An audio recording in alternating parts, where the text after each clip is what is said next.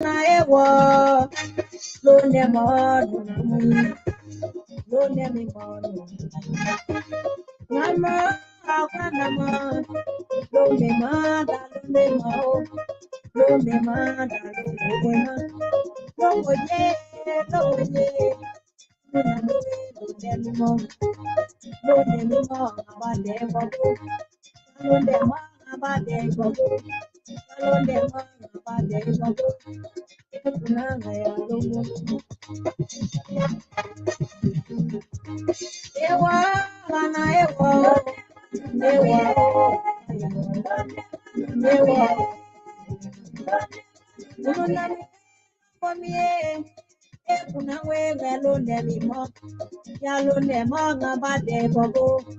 another one now, Gina. Another one now, Gina. You are all and I walk,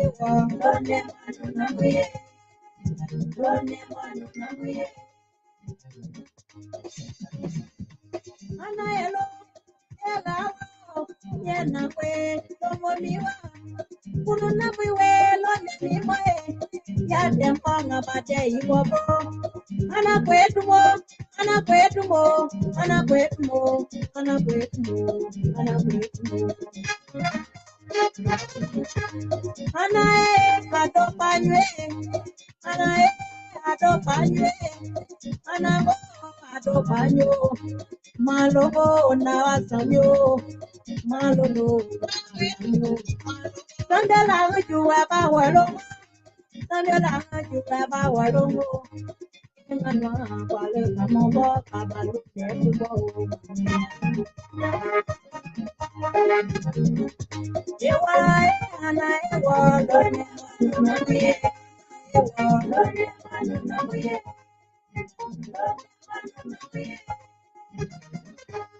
Mwatana onganwa taona duale ngabemwe duale kuna ngobe nuderubo tawalie dunyangela dieka na pebo gelo demo dawa pwede liba mongwalo gayele liba teo gayele liba ngolongo dale nyarela dugo mwepi nyangwe da mongo prie nyanga duga monupe kedale ya malongo wo kubale ye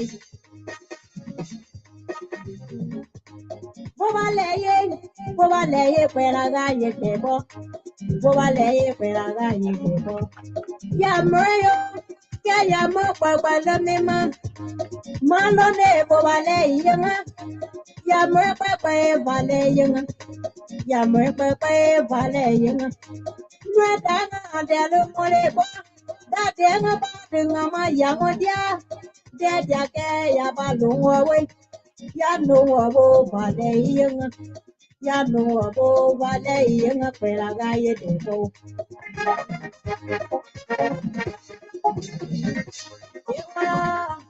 ewa lo de na muye ewa lo ne mo na muye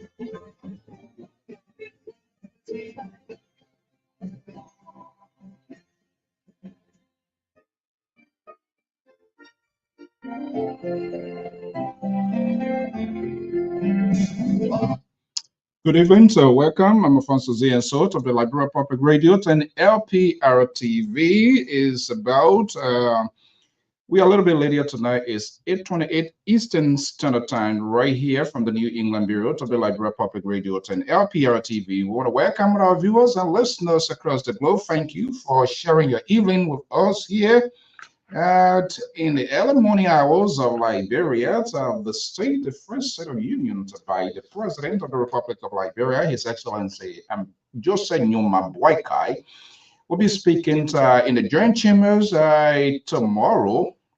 It's actually a day there, but tomorrow in Liberia, the both houses of government, and so we're going to be having a conversation. What you think the president address the fixes and things that we need to know as a people, as a nation. We saw a lot of work here, and the unpredictable emerge again.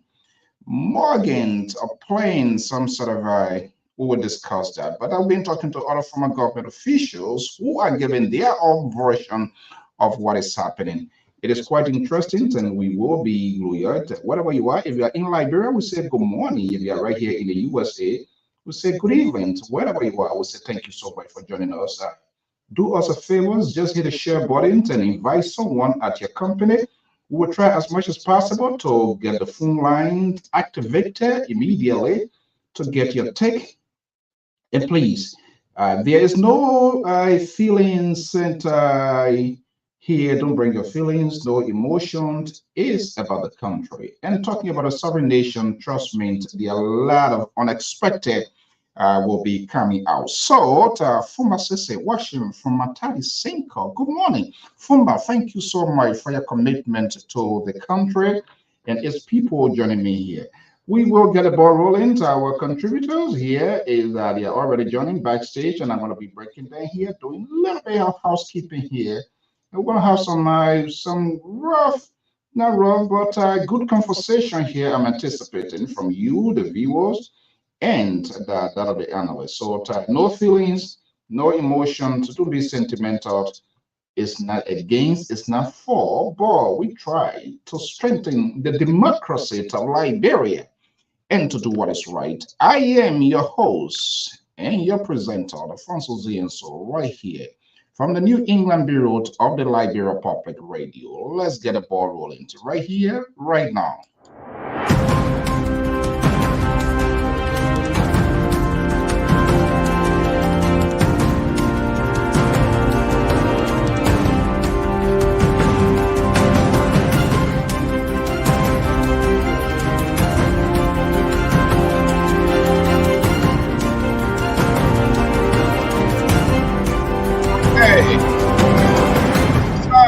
That introduces the program right here. It's on the Diaspora Informative News Outlet. Good morning, good afternoon, good evening. I am Alfonso Zian Sot of the Liberia Public Radio and Lpr-Tv, right here from the New England Bureau Dex here.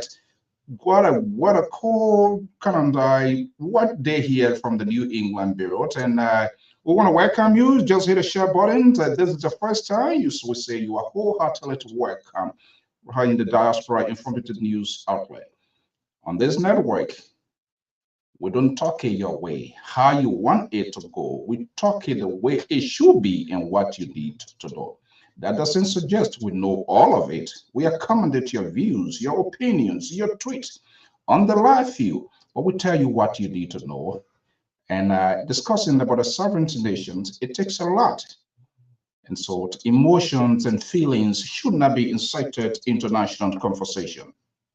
This is the building, His Excellency, the President of the Republic of Liberia, Ambassador to Jose Newman BOAKAI, is expected to roll out tomorrow in the first annual State of the Union. I've been joined by our contributor, regular contributor, Evans Morris, is call himself reashamed, sedition, and still keeping finger crossed and hoping that the president who having a great time in Europe World Resurface 2029. What a long journey Evans, Keto and breakable, fixable, all of them. What a long journey they get to go. How long can they go with this talking here? It's interesting. It's quite interesting. But we're going to be discussing a lot. The preacher man, the clergy, the reverend, the right reverend. So many names. He's a sitting senator of NYUMAH County, Republic of Liberia. I'm not sure whether it was a political satire he was creating, but I'll be speaking with a lot of folks from more, and not even within the Helen Johnson Sirleaf government, from the Dole government and other governments. They are giving their versions of what Prince Johnson is doing. What is going on? The major press briefings ahead in making sure the ugly situation that occurred like last time during the induction ceremony of President Jose Newman BOAKAI doesn't repeat itself. Let's have a conversation. We're going to profile it. Again, the line will be activated as soon as possible. Let me bring in Elvis in Minneapolis, Minnesota, is joining this forum right here this evening, joining me live here. Okay, good evening, Elvis. Welcome to the, as usual, always good to have you here. Thank you for joining us here. You know, stream. And thank you for all what you do. We respect your views, your opinion. That's the beauty of this network. We do not sanction voices on this network. We intend not to leave no one behind. You can subscribe, you can follow, you can donate at your will and pleasure. You can chat with us at LIB Messenger 682-433-8802. Let's get a roll out here. Elvis, the country, the city is what you call the tension is hot. We're waiting to see the president to speak to the nation. That would be a first State of Union. It was horrible the last time. I'm not sure whether they are really cleaning it out as it should be, but there was a press conference held today at Mika Charles Bayon Hall on Capitol Hill with the sole purpose of setting the tones and giving it a clear look here. Well, let's have a conversation. What is your anticipation for tomorrow's State of Address by the president? Thank you, Mr. So. Thank you for a 40-minute pleasure to be on this network.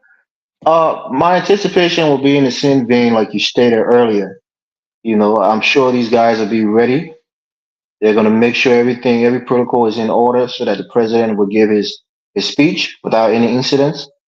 So we're looking forward to it. But you know, there's that old saying: first impression. Once the wine spill out of the bottle, it's hard to put it back in.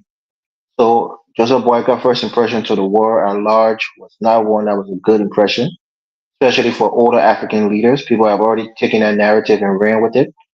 So I think coming into the speech for tomorrow, I think there are speculations that he wants to do the speech sitting down, or they want him to do the speech, from a seated position. Oh, Evans. No, yes. Honestly, this is a true speculation out there. People are asking if it's possible that the president, due to his age and his well-known health conditions, could do this speech from a seated position. And I asked the question if we should afford him some courtesy, due to his advanced age and the health issues that we know he has. There's nothing stopping us from allowing him to sit and making special, or maybe the president can grant himself executive clemency and say, folks, right. Let me sit down and do what I want to do.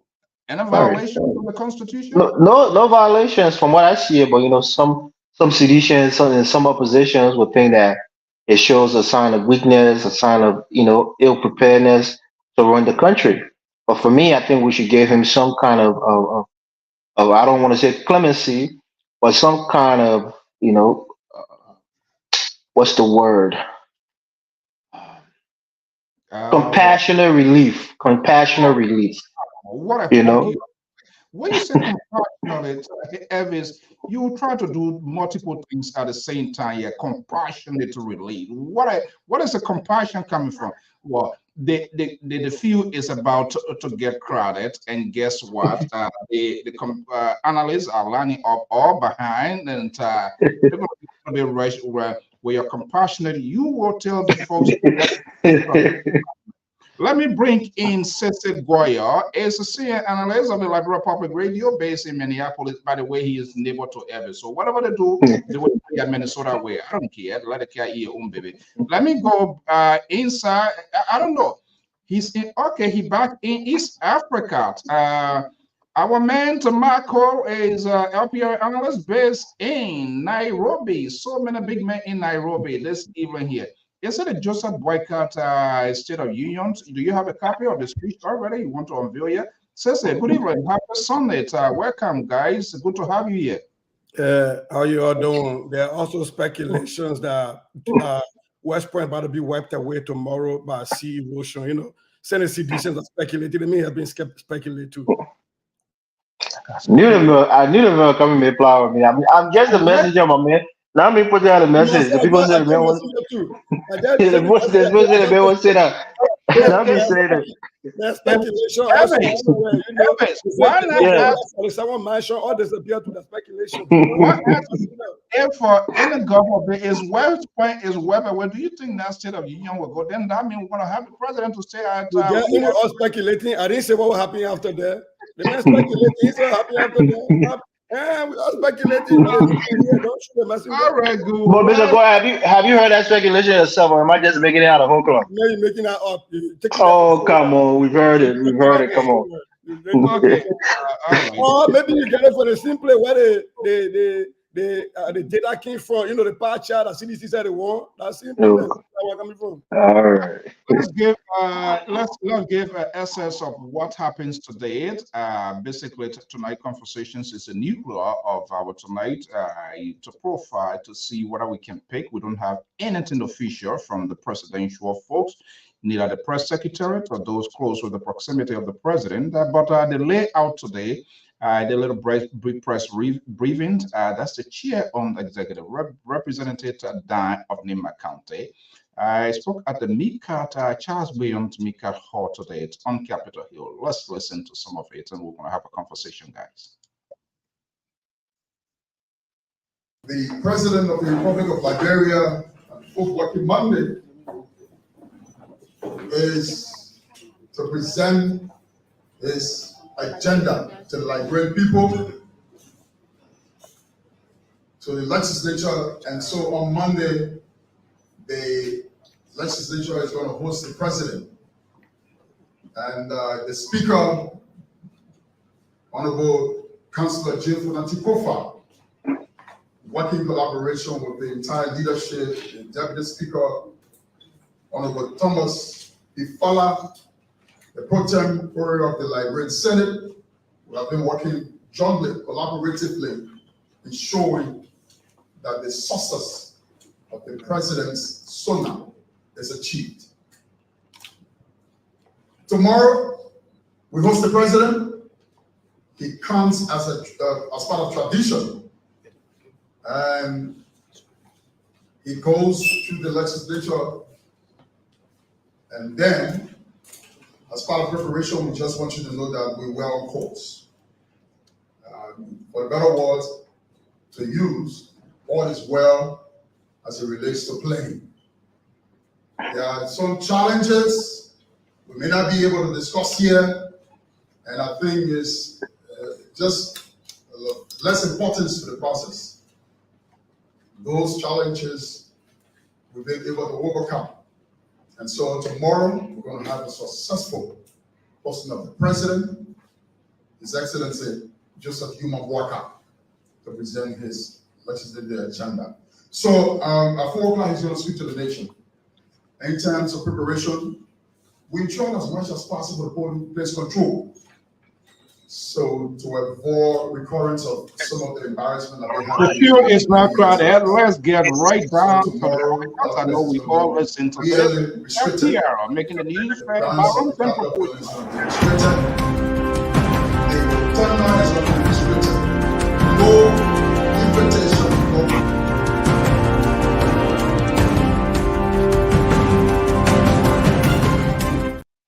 Okay, there's one of the new faces in the first branch of government, Dan. He's also a journalist by profession, so he's really setting the tone there, trying to coordinate, putting other defenses together to see what went wrong in the last time around and get it right on track. Tara Collins is a senior political commentator to Libra Public Radio, is based in Minneapolis, Minnesota, a strong supporter ally of President Joseph NYUMAH.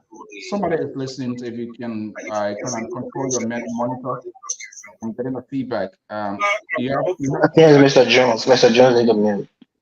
Okay, he's my independent guy, but sometimes he tries to get under my skin here, and this is where things always falls apart. Okay, Mala John, we are the two independent voices. We're not going to count on CC. We're not going to count on Terry Talking Point, the reactions, the seditions, Elvis. We're not going to count on them because our audience would be definitely deceived because these guys, I mean, they go and philosophically malleable, not independent, but philosophically malleable. So say, I'm not going to, Mali, this guy is trying to dilute the conversation here this evening. I'm not going to give you a chance. Whatever thing you're going to use, you can use. Whatever mathematical term here, we're not going to pay attention. Gentlemen, good evening. Welcome. Happy Sunday to all and to all of our viewers and listeners. Look, Happy Sunday to everybody. Yeah, the President BOAKAI will be taking the stage tomorrow. Everybody's speculating. I will not speculate. We will pull it in contest. You are speculating because you're just not sure what's going to be happening and you want to protect you. Mali and myself, we're going to be strictly to the point. Let's have a conversation here. The president want to be rolling out Capitol Hill. Let me go to the independent voice because he's the guy that on. Mali June. Yes, sir. Okay, tomorrow President Joseph NYUMAH BOAKAI will be addressing the nation.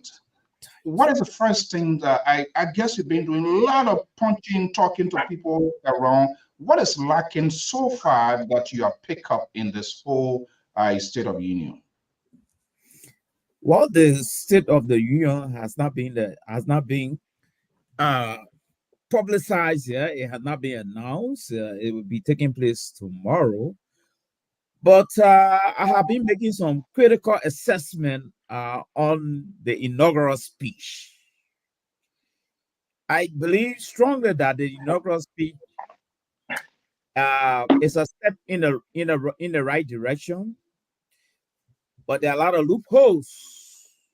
There are so many expectations that actually were taken by surprise. And probably sometime I try to use the inaugural speech to make a projection of the State of the Union, because the State of the Union is there to give hope. You see, and it's like the speech is there to tell us about a roadmap and a plan where we're supposed to be going. But I did not see the plan in the inaugural speech. In the first place, from my own assessment, from the 13-page presentation, from what I read from the Daily Observer newspaper, the issue of car will not get stuck in the mud within 100 days were conspicuously missing in our speech. The issue of the audit of Georgia, the outgoing government, were conspicuously missing in our speech. And so I was wondering where we were going, As a people, as a nation. Yes. So then I said, okay, then I will wait. Since probably they were so busy, if some of those very important things couldn't appear there, maybe they will appear in a State of the Union speech. So I'm holding my gun to my chest. Hold your breath. Do not let that bias go off. Let's keep it. So the best person here, I will try to bring in Terry because and lastly, the other thing that we're missing, the other statement that we're missing in the speech was corruption will be the things of the past. Corruption. More indictment coming from the independent. Yeah, the president said that corruption in there, but that statement, that line, corruption will be the things of the past when they take over. It was also conspicuously missing in the speech. Was it on purpose, you think? Well, I don't know whether it was on purpose. Probably they thought a lot of people were still sleeping. We have forgotten, but some of us haven't forgotten yet. You're trying to use a big word here. Let me go to.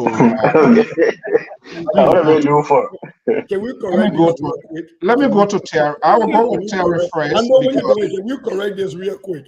I know you want to Terry, but then you come to me and I water down. Let's correct this. No, hold on. Trust me, you can have a day in court. Terry, you cross carpet, you hire your broom, all the stronger went and become a malnourished broom, so you're seeking political shelter. So let me go to Terry. Terry started this journey from day one here with the Labour here. Terry, the independent Marley Jones, Mojat, Progressive is making some sort of a indictment here this evening here. Did you hear what he said? Yeah, I heard what he said, but I think I'm surprised that Mr. Mali glasses did not serve him right because apparently he didn't read well. Sorry to say that. I know that he's a learned man and I know he reads, but I don't know what he was really taking up when he was reading. But Ambassador BOAKAI did made mention of corruption. He made mention also of unification. And he made mention of the War and Economic Crime Code. That is also corruption. That is one of the strategies in which you use to fight corruption. In fact, that is one of Liberia's major battles right now that have mean to live in, that have been in oblivion for a little bit. So, you know, if he says that if he didn't make mention of corruption, then I already take it back. He made mention of a lot of other things that myself did not thought he would talk about, you know, and he spoke about, he tried to lay the premise as to how Liberia got to where it is now. He spoke about previous leadership, the rule of one ethnicity, domineering continuously in a republic. Those are all corruption, you know, and how we are transitioning into a new era that is going to bring sanity to the republic. So if Mr. Mali is saying, a well-learned man that I admire a lot, saying that he didn't see corruption and all the things in the speech, then I guess I don't know what to say, Mr. So. He's trying to get under your skin. So let me go to Sese, who will be the defense counsel for you and the rest of the folks here. Mali, get ready. Potentially from you, I'm definitely sure they're going to get at me. No, hold on. It's too soon to put at me. Okay, yeah, hold on. You will come to it. Don't worry. You and I here, we are the only clear-minded folks here. Yes. Terry is good at doing that. I show you get my back. Yeah, trust me, Sese is about to unleash as well. Let me go to Sese Goya in Minnesota. Sese, are you in the call with Terry, your patron? It's not about being in the call with somebody's bad. We all have a right to our opinions, but not to our own set of facts. So it's not about being in agreement with Terry. Look, you know, it's a good thing that Mali said he read it on Daily Observer, so maybe they didn't post the entire thing on Daily Observer. But I just posted in our chat room the entire speech, and it's on eMansion website. Page 9, under the theme, Our Path to Progress. The fifth paragraph talks about the poor states of the road that undermine development. In there, he talks about reconstructing our road and our road system. Right after that, He talks about enforcing the rule of law and public safety, and talks about corruption as a menace and a commitment to the War and Economic Crimes Court. That is just on one page. Page 9, you even got to go search plenty places. So for Mr. Mali to say this suggests that either he's being tactfully malleable with the fact, or maybe they don't ever only gave a screenshot. But for my brother who likes to do research, I have given him access. I've provided the information. It's on eMansion. But if he doesn't want to go to eMansion, it's right in our chat room. Go to page 9, and it's there. It's already addressed in page 9. Okay, already addressed in page 9. Let me bring the reactions. From what I gather from you, you think they're going to put short tracé on the speech this time around, cut the long pens and make it much backsaw, or what do you think? Okay, you listen to Mali, you listen to Terry and Sissy. Let's get in the middle here. Look, I think just based on the rhythm that our president reads with, he's quite slow paced. So I think the speech, if you're looking at it as a normal person reading it, if it's a 10-minute speech, for him it's probably going to be more like an 18-minute, speech if he's reading it. So for the president, we have to take some compassionate relief for him, meaning that we should make the speech shorter, we should concise the message. And I think this can't be a long speech because he hasn't had enough time to give a full assessment of the state of our nation. He just took power. He hasn't looked at everything in terms of what's in these different ministries and what's really ill in our country in this, in this moment. So for him to give a long speech, kind of, enumerating the different things that's wrong with the country and how he intends to fix it, I think that's out of the picture right now. Until he gets in there and get a full scope of what's really going on in the country, then maybe his next state of the nation, he can give a more accurate state of our nation. So for me, I think the president needs to make it short and sweet, more introductory to his government and what he intends to do on a policy level, and after that, he get to work. So I don't think it's going to be anything too long. But I would just warn him and caution him. I've said it here, and guys came at me. Don't make lofty promises, because you're not the Almighty God who can say, "Let there be light," and then light miraculously appear. Anything that you want to do costs money. You have to have the mechanism in place to raise those funds to push your policy agendas. You can't just say you want to do this, do that, and all of those things will cost maybe a couple of $100 million. And you don't even have the first 50 million to do one of them before you're talking about doing 5 different things that is almost going to be impossible to do without wasting significant money. Is it fair to say, and I'm going to bring in Terry because that's another sort of bookie trap you're trying to set here. I know you reactions, how you guys tweet restructure stuff to say the president is not getting a concise in the affairs of the nations and all of that. But there was a turnover note that would give the president a pretty good idea where the nation, because I did hear this press secretary saying we will know officially based on what the outgoing president we are said. So is that a trap you're trying to get Terry in here to say, oh, the president, he's not informed yet? He's been running from the day he was inducted into office. So a lot of conversation been going. I want to give you the opportunity, or whether you're going to play the favor or what you're going to say. Then I will go to Terry, and I have to come to Malik. He wanted to make a point. Do you think, are you still arguing that the president, President BOAKAI, does not have a pretty good idea about the state of the country? Right, and then I would liken that to the federal government that we have in this country. You have the federal government that is in charge of the entire country, right? And then on that level, on the subnational level, you have the state governments, right? Sometimes the federal government don't know what's really going on within those states, those state governments. So, for example, the Joseph BOAKAI know what's going on. That's not the case with Liberia, though. No, I know, but I'm saying on a US. Hold on now. I'm saying this on a county level, right? Joseph BOAKAI may know what president we have, the president of the nation, turn over to him.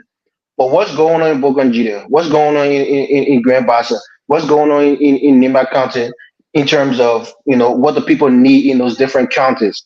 That's the point that I'm making. So he doesn't have a full scope This is just a turnover note from what the government is telling him. Even if you look at the different ministries, there were some hiccups because some people was telling them, you don't have any authority to come in and ask me for anything. You haven't been appointed. You haven't been, given a mandate from the president to be head of this ministry. So he doesn't know everything that he needs to know to get a full scope of what, state our government is in right now. That's the point that I'm making. So you may have an overall picture, but on the the different agency and different departments, you may not have a clear picture yet. That's the point that I'm making.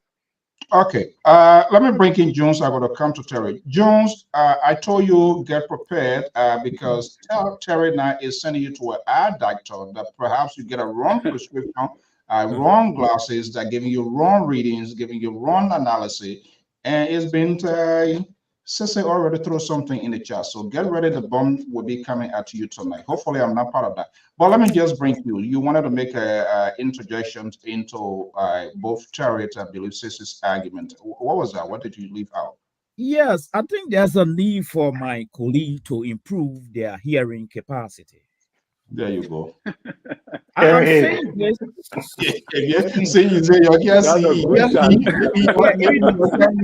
though I can't see, but I think I move to the ear to the hearing. Mr. Mali, I didn't know you were a snapper. Oh, okay. Sit down there. And Sese is giving us a reference. That's a very good thing. But from my school of thought, from what I have learned and gone through, sometimes when you read a lot of things on the screen, you get deceived.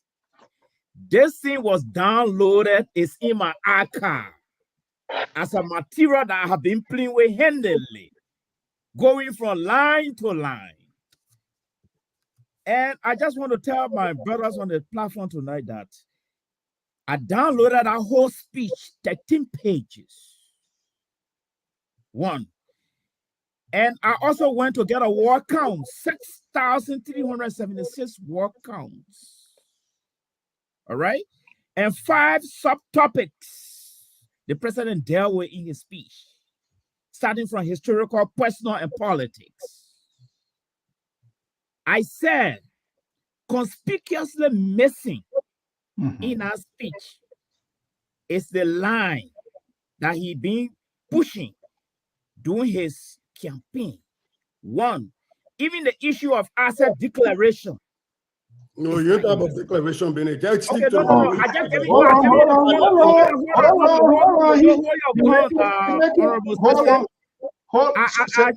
I just started giving you some.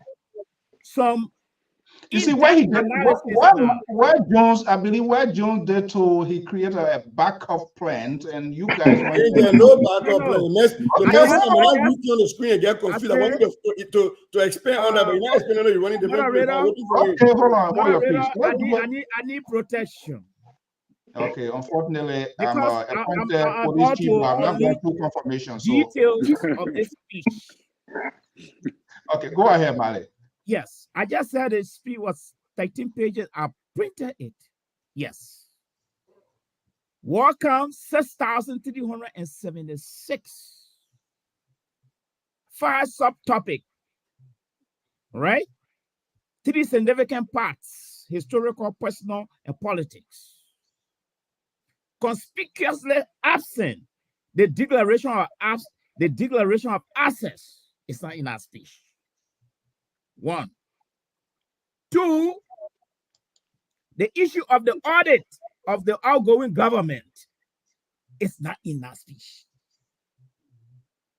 3, the line you've been pushing, that car will not get stuck in the mud in my first 100 days. Listen, I repeat, the line you are pushing, that car will not get stuck within the first 100 days. It's not there. Okay. There are other road things in there. I'm talking about this line he been pushing. These are significant line. 4th, the issue of corruption is in there. The line he been pushing on Arise newspaper, a Nigerian newspaper. I mean, a Nigerian news outlet that he had an interview on. He even said some of those things in Liberia, that corruption will be the issue of the past. That line is conspicuously missing. I didn't say he didn't talk about corruption. I didn't say he didn't talk about role. I'm holding the president to specific line he been pushing during the campaign. They are missing in that document. So quickly here, Yes. let us be concise because the house is crowded, so everybody. So when I say start, don't tell me say you're coming because it means my light. When the light is no. We are partisan. When he says stop, I'm in obedience. Let me ask you, Male Jones. Yes, sir. Jones, let me ask you, have you started the countings of the 100 days on the president already? Yes, June 12th will mark the 100 days. If you want to know. According to my analysis. So you started it? Yeah, on Saturday and Sunday, June 12th, is the 100 day of Joseph BOAKAI. And I'm going to hold his feet to the fire. So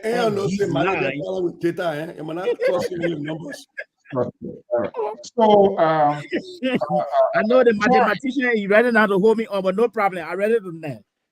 Terry. Yes. Are those lenses on Male clean now?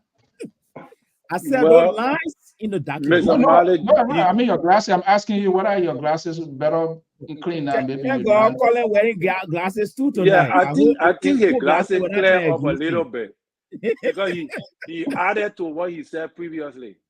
Oh, what? Clear up. He conceded that yes, corruption is in the document.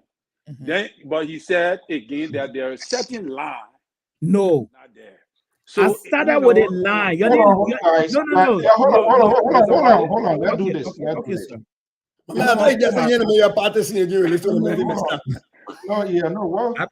don't want to spoil my dinner table tonight. And everybody will be here to that stand-up because the reason is people are taking time to listen. So we're not going to be like a pepper boy or do it how other people do it. Let's do it. Everybody's going to have a fair share to respond. If anybody says something that needs to be fact-checked, just keep that note and I will come back to you. Trust me, I will come back to you. I'm not a liberal who always like to bend people's voices. Yeah, go ahead, Terry. Yeah, I don't know if Mr. Male wearing red specifically tonight because red is a dangerous color. But to be red, yeah, I check it. Man, wearing orange, you said red. I think that orange, not red. It looks red to me though. A few days ago, and we had an imam here. We had an imam. I'm just trying to guess to figure out.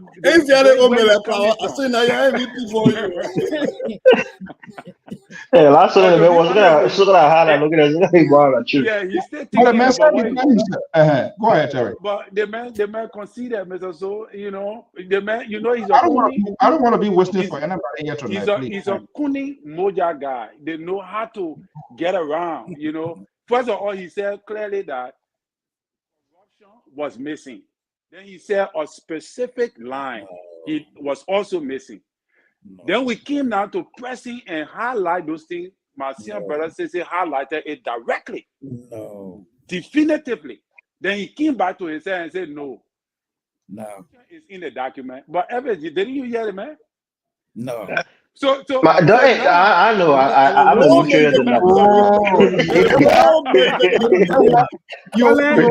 Colin, are you looking for foreign support? You're breaking evidence on business, man. You are going to post that I can tell you for sure. Everything's a little late before he and sedition menace are beating. But what I want to say, Mr. So, is that about an Honorable BOAKAI speech of the 13 pages. If you read that speech, everything concerning what he been saying is embedded. All right. And in fact, like I said, I wanted him to talk about I wanted to hear something new. And Ambassador BOAKAI surprised me, like to say he was listening to me when he began to speak about, and the glitch came. To be honest with you, is that if that glitch would not have come, that speech would have been historical. Because he brought to us the reason why Liberia has been the way it is in that particular speech, which primarily to me addressed all issues holistically. That is what he was trying to address.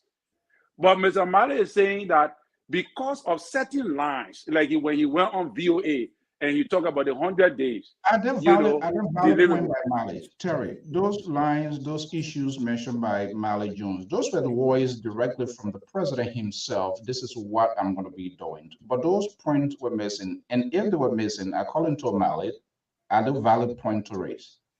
Well, to me, it's not valid enough because, like I said, the paper holistically addressed every sector that is responsible for Liberia being the way it is, and also he projected a remedy by which we land onto a better destination.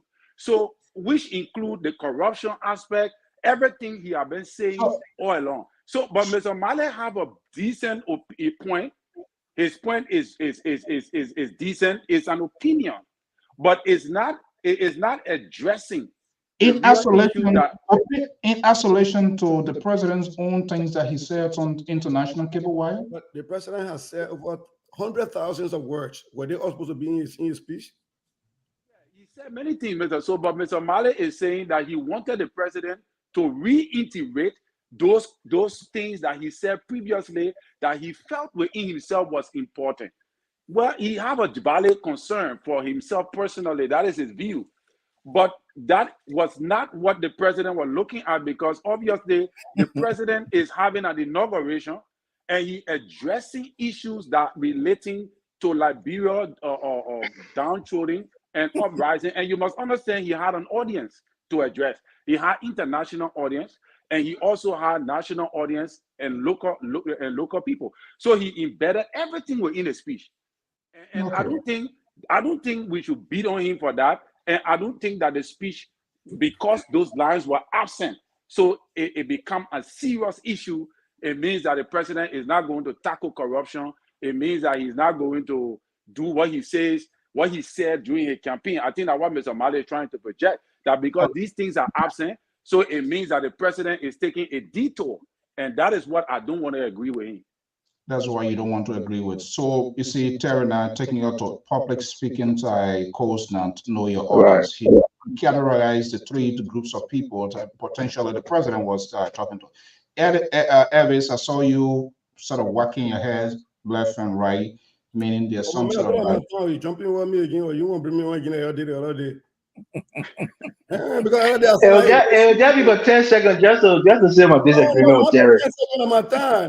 Okay. I yield.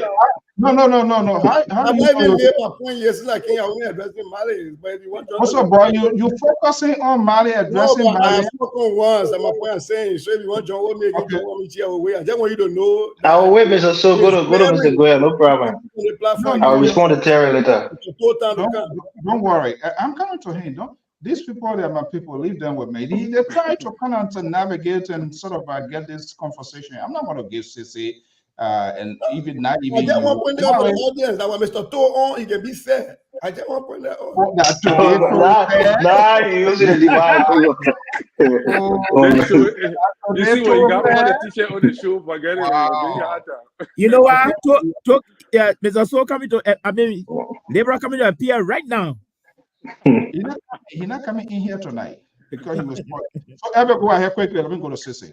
Yeah, Terry, I think many people frown on that speech, especially when it came to the quote-unquote hegemony of the True Weak Party. You know, we know our history. We know the situation that we've had in our country. And that's why the TRC is going to, address those issues. BOAKAI coming up to say that one group of people, you're pitching one group of people against the entire nation or the rest of the country. And I think that was uncalled for, because you're then singling out one group of people that they misruled the country for so many years, and they quote unquote put us in such a hole that now it's been so hard for us to get out of. You don't do that. You have a national conference to deal with our issues, like what the TRC called for. That's why I think if he does establish the TRC, it'll be a great accomplishment for him, because there we can address all of these issues that have been hurting us for many, many years. So I think saying it to the international community, saying that these people are the ones that, put our country so far back, and we are now just coming to power, and I intend to make everything right. It was uncalled for. When you call for unity, you don't go back and open up the old ones. That's not what unity is supposed to be. So that's why I disagree with you. The speech was too long, giving us historical context, personal context, political context, way too long. So I think he should make it more concise, and he can speak to the nation at any time. He's our president. Learn from what George Weah didn't do. Have a couple of days during the month where you can give certain policy agenda that you hope to push, and you sometimes just talk to us, let us know what your philosophy is, and just talk to the country. You have a lot of time to do that, so you don't have to give it all in one speech. That's why I disagree with you. But I'll leave it there for now, Mr. So. George Weah did that. No, I said on the opposite of what George Weah did. He can learn from that and talk to the nation whenever he wants. He has the broadcasting system at his beck and call. He can come on at any time and talk to us. President Weah didn't do that. He can learn from that and do a better job in communicating with the nation. Okay, those are words coming from Weah himself. I just wanted to make sure. Cecily, let me just bring you in here. Yeah. So a few corrections. I mean, for me, I'm not going to push back on Mali. I understand my brother does a tactical retreat. I gotta be willing to allow him to concede gracefully. So I'll let that be. However, though, I do agree with Elvis on one piece, that his speech was long. But there are a lot of, my brother like to cook the soup in a way that he want you to taste the mekete he put inside. So let me bring some mekete and let put it as I let talk about it. First of all, he's trying to talk about the president speaking. He should not speak like he knows the whole country. That one in America here, when the federal government president speaks, he doesn't know about what's happening in the states. That is not factual. That is not factual. No, I didn't say that. I said the short time that he's been in office. He said that with emphasis. I want to push back on that. That is not factual. Now, if we are talking about he's just taking over now, clearly he does not know what the state of our nation is holistically. He can speak to that. But the kind of say that in America, when the president doesn't know what happened in the state, so he can speak to them, that is patently wrong. Now, on the issue of the president, Joseph BOAKAI, laying blame for our troubles on the True Week Party, I really want you to show me where in the speech that was written. Because I've read the speech over and over, and I've been in those chat rooms, the same places where you drop the pie chart that show you're winning. And those are the places that is coming from. And I failed to see one person to point that out to me. Look, the president in his speech, even in the presence of the U.S. delegation, spoke about how the United States has spoken about our glorious relationship. Liberia's relationship with the United States of America is spoken about in glorious terms. But on the eve of our 177th anniversary, we are yet to show how we have made this traditional relationship work for us all in ways that have helped transform this country. So this is not to suggest, however, that we are not aware of the debate over the dynamics of two countries in a relationship nurture across the Atlantic. He's even calling the U.S. out. Right. He talked about how we as a people, governance has failed us as a people over and over. He did not call the True Week Party out for that. And it is notably sad that a reaction, the people who came to power saying that our black president, that the country people turn, they were maturing. Black Diamond. The Congo people were not the right people, that they have misled the country. Jefferson Koji had made that speech over and over, calling people out. Now today we're still having an epiphany. My brother, it is a good day for Liberia. Welcome to confirmation class. Your former speaker, we are not monolith. We don't all think the same. So what Jefferson Koji said does not reflect my thinking. Man, you're in charge now. Okay. Welcome to confession Sunday. Epiphany is okay. Your speaker had a confession the other day that I posted on my page today that there's a geologist that is out of job. Because the man was talking about how diamond is formed after they finish beating him for the second time. But look, here is a point we have to make. And the last 10 years, you must have had this conversation here, my brother. Every inaugural speech are aspirational. They are not where you go to give prescriptive measures that you're going to take to solve the issues. They're aspirational. There's not those are your vision statement. They're not your mission statement. And so the president of the republic will now go to address the sitting of the legislature and decide to make it just like his inaugural address. That would be wrong. And I don't expect them to do that. If they did that, then it would be crazy. Because the first thing is those two places are accounting for two different things. What I don't hope to see is a very lengthy speech. It does nobody good. Everybody forget what you say in the first 3 to 10 minutes, and you waste people time.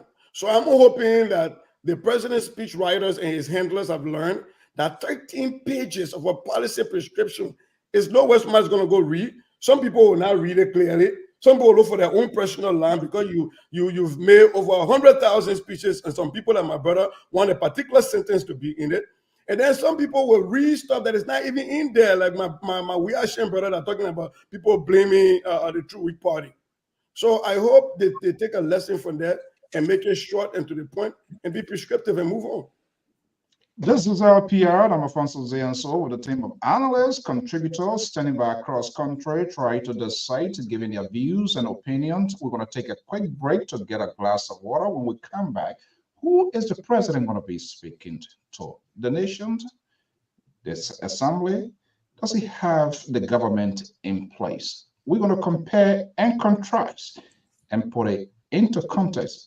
But I'm hearing the speech might have a short back so on. We don't know yet. See you come back. Let's take a quick break and we'll be right back.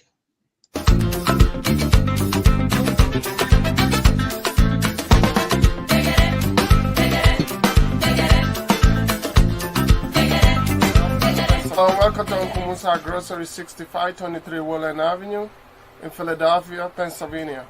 I'm a customer of Uncle Musa. I came here to get some things from grocery.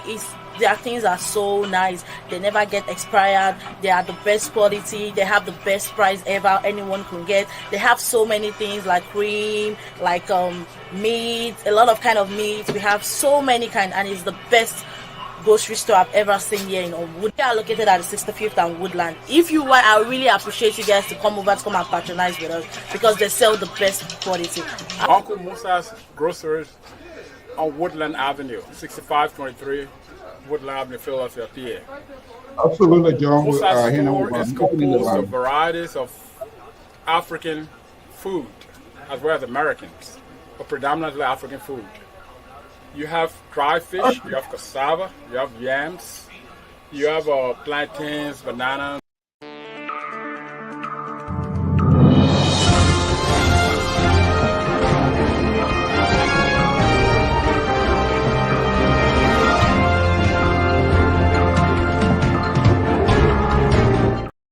I am Alfonso Zeanso with a team of analysts of the Liberia Public Radio and contributor to making their views, analysis on the affairs of the nation. The president, of course, John Trustman, will shortly be opening the phone lines here. Okay, I've been working the phone lines as well with folks who work in present, past, and way back past government.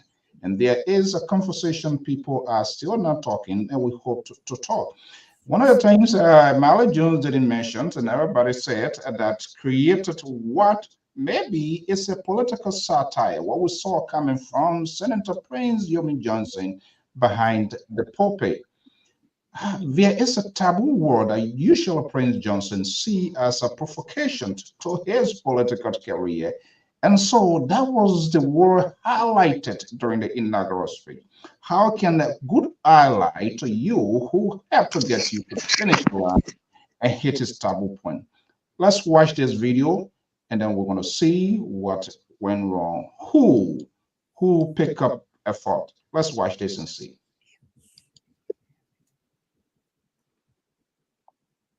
The new authority that is ushering in, led by a deacon of F4 Baptist Church. I'm going to be okay. You need your prayer. We appeal to all the radio stations to promote peace, to stop destructive criticism. When you're asking the international community to come, they have committed themselves to come with investors, to invest. And you are threatening protest, you are threatening trouble. The war is finished. Amnesty have been put into place. There are amnesty laws in the world. And you put it on paper, you want to walk go. Even by the fact that you are announcing walk go, you fear the people. Because we have thousands of people who are prepared to defend and be kept after us. So what is over? Develop. What is the contribution? What is the contribution? Did you know God has fought before we are lying to them catch us? You get the black people, you get brown people, you get Basa people, the whole country was upside down. God has brought peace, let the peace remain. See? This is not correct. Because the more you talk, the more we respond.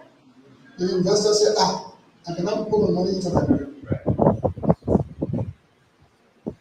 And this is why they try to cause in our nation. Are you not happy that Joshua Bay is a preacher of Jesus? They are arrested by the Holy Ghost? Are you not happy? Are you not happy? We also wrote a speech. I was so sad that the bishop was so come. In inauguration day, everybody happy. We are rejoicing over the defeat of the old regime. We are rejoicing, God bless our effort to bring a new regime. Then we'll sit down with happiness. You go write paper for that 79-year-old man. He's struggling to read. Then you go there, I will tell you that nation, I will tell US, I will bring one for you. Because you think one for American Johnson? And by the time the woman was reading, when you got to the place,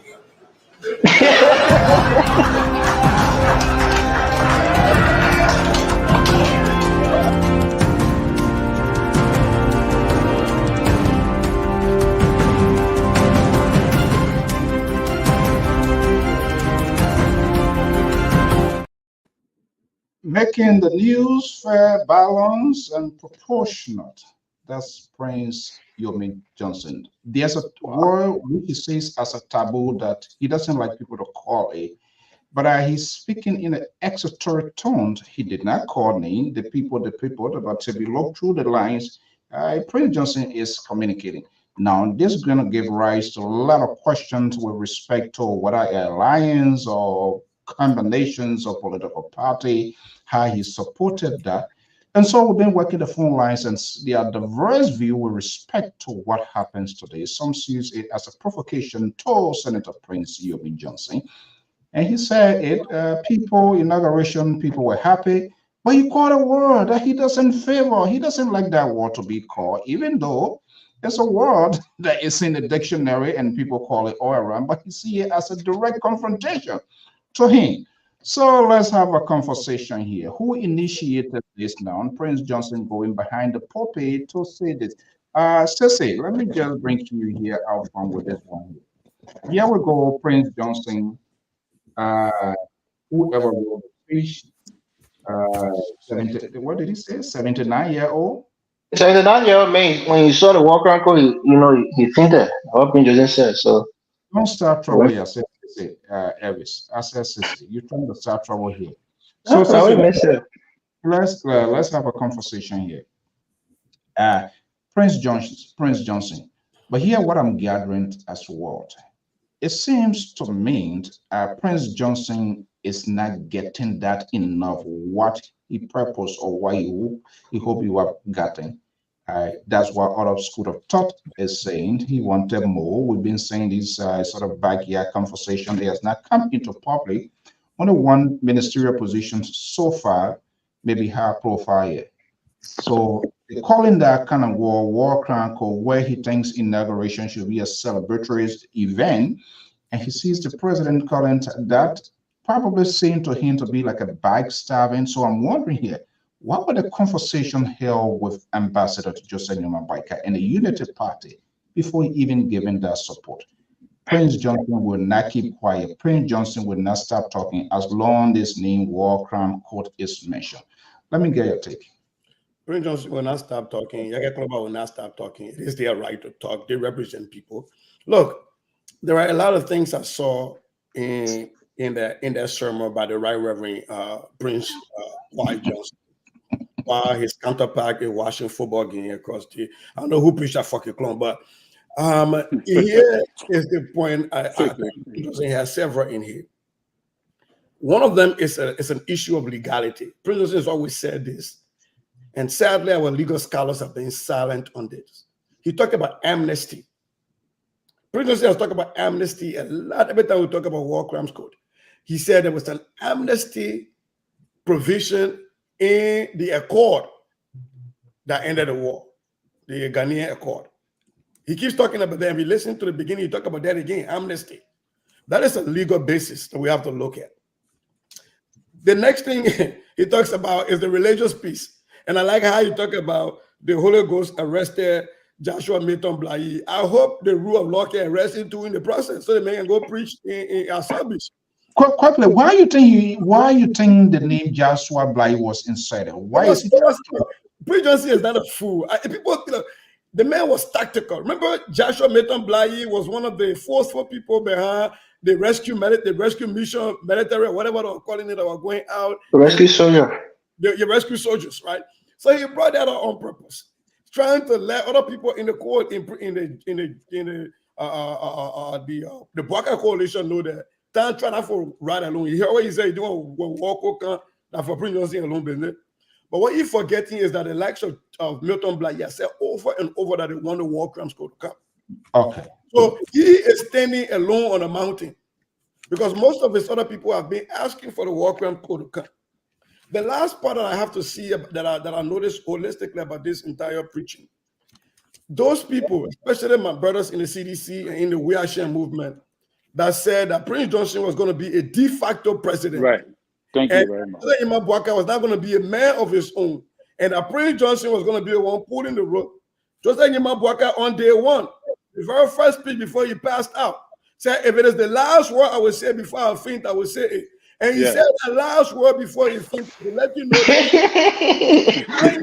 up what I made feel. Last breath in him. If it took his life, he would spit that word out before you die. But yet, the 9-year-old man said, "Walk around, cool." We all noticed at that point the puppet was his speech was slurring, it was slur, he was wiping his head, but he managed to ask God as a deacon to give him the last power inside him. He's a man of his own. Stop it, man. That Prince Johnson, you tell I was Hold on, guy. Let me bring in my favorite in tonight's show, Mali Jones. You see, to say a very smart guy. He's now reconstruct the entire case here, but I know you're going to use a cutting edge to cut through this corridor here. Look, who picked on Prince Johnson here? Prince Johnson supported you, and I'm wondering what were the conversations that took place that even led to that support. Mali Jones, can you do that with somebody? My name is speak on a lot of topics. He do it. We show different topics. We can sanction Mali. Mali, you see this guy? He trying to somehow to twist my hair so that, and you trust me, you'll never be silent. But this conversation is about to get more serious than what we thought it would be. I'm going to be breaking in here. My goodness, here we go. Right now, nothing is safe right now. Amos George, 1.5%. He coming for season. The platform is too hard for us. It has to. Yes. Okay, very hard to. Let's restore order here. Mali Jones. Yeah. For God's sake, if you and I agree, this sort of come to that political agreement, and you know my taboo words that I really do not like. It is glaring. We saw that exhibiting in chambers, and he flipped up and all of that. Inaugurations is all about like a carnival celebration, and you went out there and start talking. That is some sort of indirect confrontations break into the bilateral or sort of agreement that we have. And yeah, the guy now going on Pope and Morgan, I don't know whether it's a political satire he's doing or whatever it is. He did not call me. He was very calculated. But all he was doing, he's speaking to his ally. Wait a minute. I supported you. We fought this. We got this guy off our back so soon, so early. We have not even gone into the first quarter of this match. Yeah, we are the word I don't like you calling this warrior.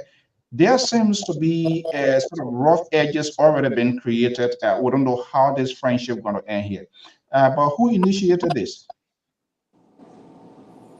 Well, I think I don't know. Was it on purpose too? Because Ambassador BOAKAI, in the interest of fairness, that was one of the things he said, and he called that. But you also left it out. So now I'm beginning to be skeptical of who you are.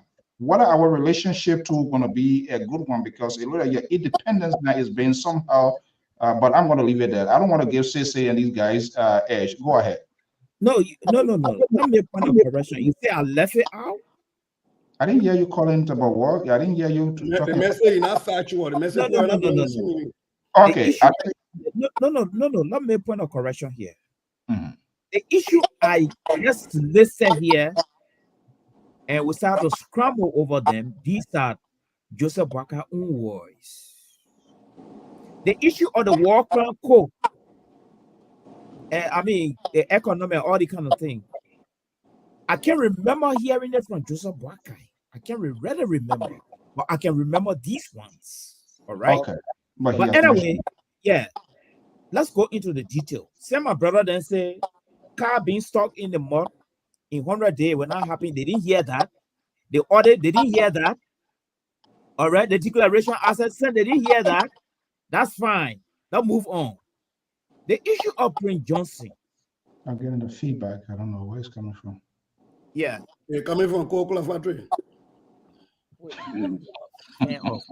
Okay. You always love trust to over. We remember no fire. Coca-Cola factory was shut down because it couldn't go beyond 1%. So leave that one. However, however, to be very frank with you, Joseph BOAKAI hands are tied. By whom? By the international community, especially Uncle Sam. Uncle Sam have been waiting for this day. It happened to Helen Johnson Sirleaf. Let us not forget. Helen Johnson Sirleaf, for money to drop in our country, she had to send her uncle over. And they said he must come to Liberia, so we see the paper sign, and he get on the plane, then we bring him, and you got to do it. He said, no problem. And I want to refer the platform guests to Global Leadership Foundation / Helen Johnson Sirleaf Leadership. They were able to give her 16 billion. On top of that, with extra 5 million for the rebidding of the private sector.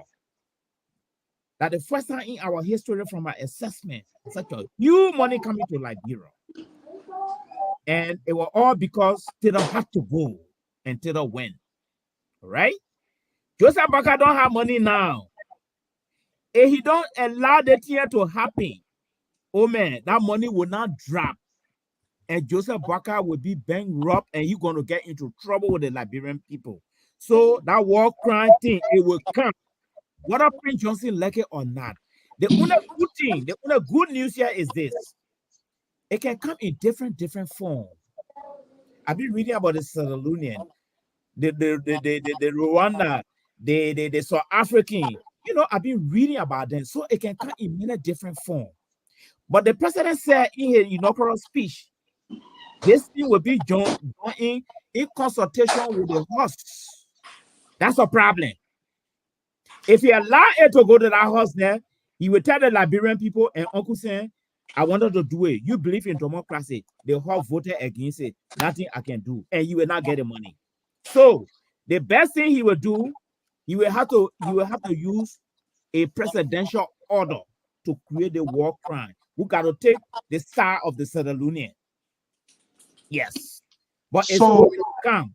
We should not buy about that. It will happen. The people need the money, so it got to happen.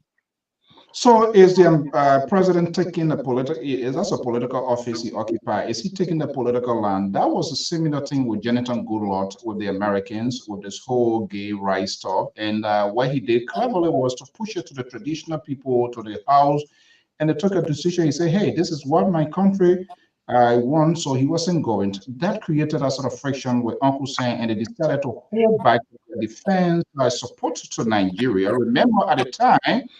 And that enhanced the Boko Haram fight with Nigeria. Nigeria could not get the ammunition. I think to work, they used one of the Kwaja guys, helicopter special flight. By the time it got to South Africa, Uncle saying they are already posted something and nothing Kuka.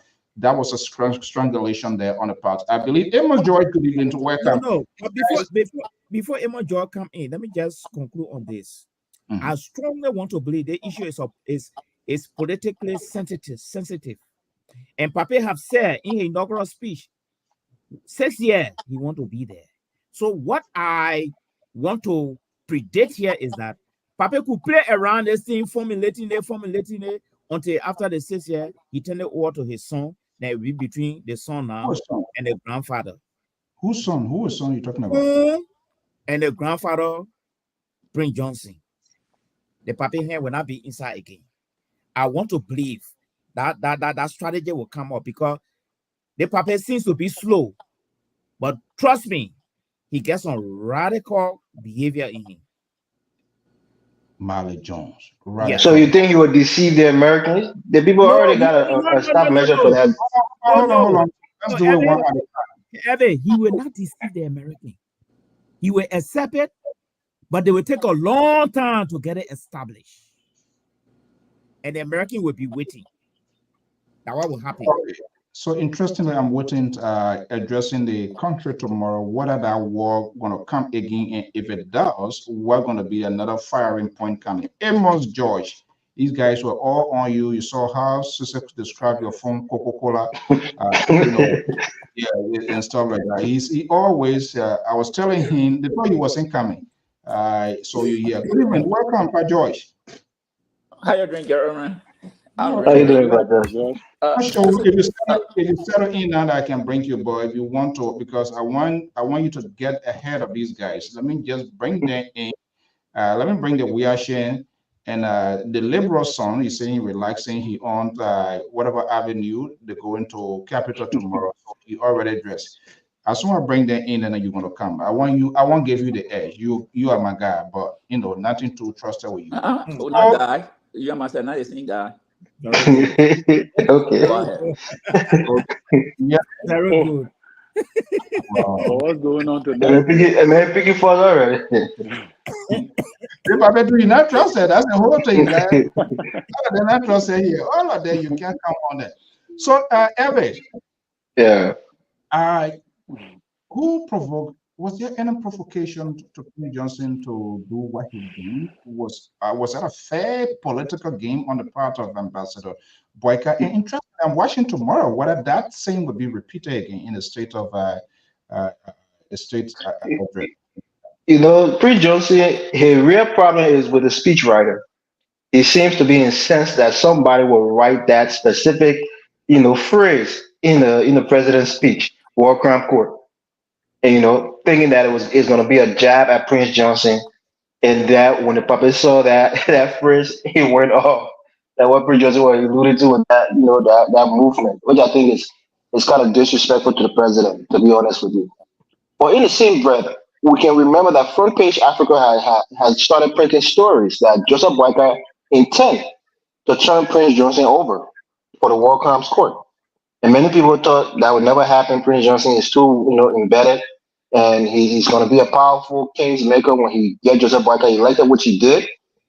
And to call you to a point of correction, Mr. Goya, or as Breakable will call you, Zizé, Mr. Zizé, let me call you to a point of correction. We Sidicians or Wiashians, as you guys like to call it. Breakable, that's the best thing you can do. No, not even. You can call you sister, you can call you Zizé. So I don't know you Zizé around cousin or who, but I just call you the one they call you. when we are talking about Prince Johnson proximity to the presidency, we talked about how he got a vice president from his political party to become. He got a person from his political party to become a vice presidential candidate. That is very, very much next in line to the presidency. We said if Jeremiah Coons becomes president, Prince Johnson will be the de facto president because Jeremiah Coons would do the bidding of Prince Johnson and do things in his interest. But Nobody the said question is, when we go too much, no. I've said it. I've said it on other platforms, and I articulated. That's how I'm saying it now. Nobody is saying that when BOAKAI is there, Prince Johnson is going to have the power. The one thing we frown upon is exactly what's happening now. How can you hold Prince Johnson accountable when he's been the man who helped you to get to this position, especially when it comes to World Crimes Court? The other people are talking about his utterances, how he's going to say anything he wants to say, and BOAKAI going to have to, kind of toe a tight line in trying to keep, Prince Johnson confined in his utterances. But for me, I'm with Prince Johnson on this issue. I am, because Prince Johnson is a smart man. I will find it very hard to believe that Joseph BOAKAI, in his wisdom, did not understand that if Prince Johnson is on my side, he helps me get elected, which, for all indication, Prince Johnson definitely put him over the line, in the past election.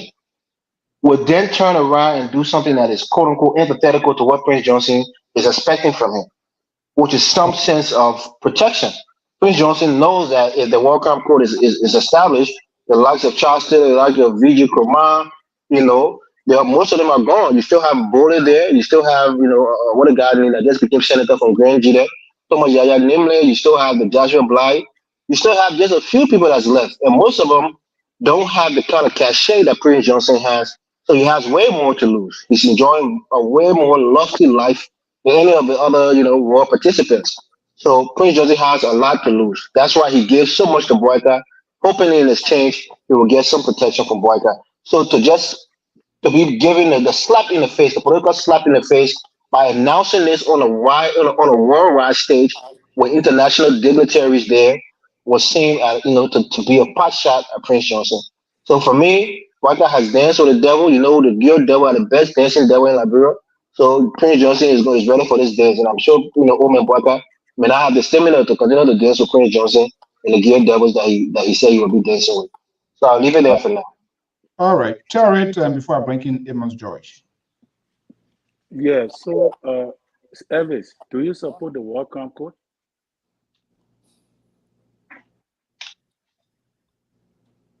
You getting me, Elvis? Say that again. Do you support the War and Economic Crime Court? Do I support it? Yeah.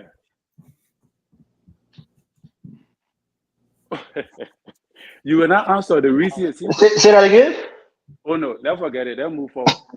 No. In all seriousness, I support it. 100%. But then you're contradicting yourself. No, I support it. I'm only giving you what people are doing politically. My personal opinion doesn't matter in these people's things. Brother, give me a chance. You cannot say you support the War and Economic Crime Court, then you say you stand with Prince Johnson.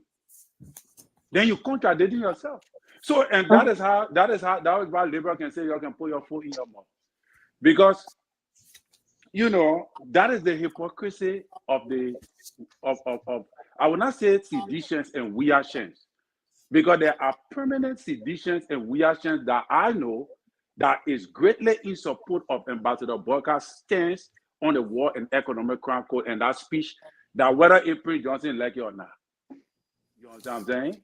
So what we need to be talking about is this, like what senior brother Sese said, that have been the narrative, that Prince Johnson would have been the de facto president to the government. And shockingly, you guys are seeing it. One of the problems I got with Prince Johnson is the inability to be remorse. He's not remorse for what he did. He's not sympathetic. And you cannot be a man of God and you don't have the sense of remorse. Joshua Bly is different from Prince Johnson. I can be more comfortable around Joshua Bly than Prince Johnson, because Joshua Bly, after the war, he went around and asked for forgiveness to many people that he hurt. And he always shown remorse. And he has said that we invite the War Crime Code because we need to give account of all of the atrocities that was done. And that is honest enough. So unlike Prince Johnson will defend himself.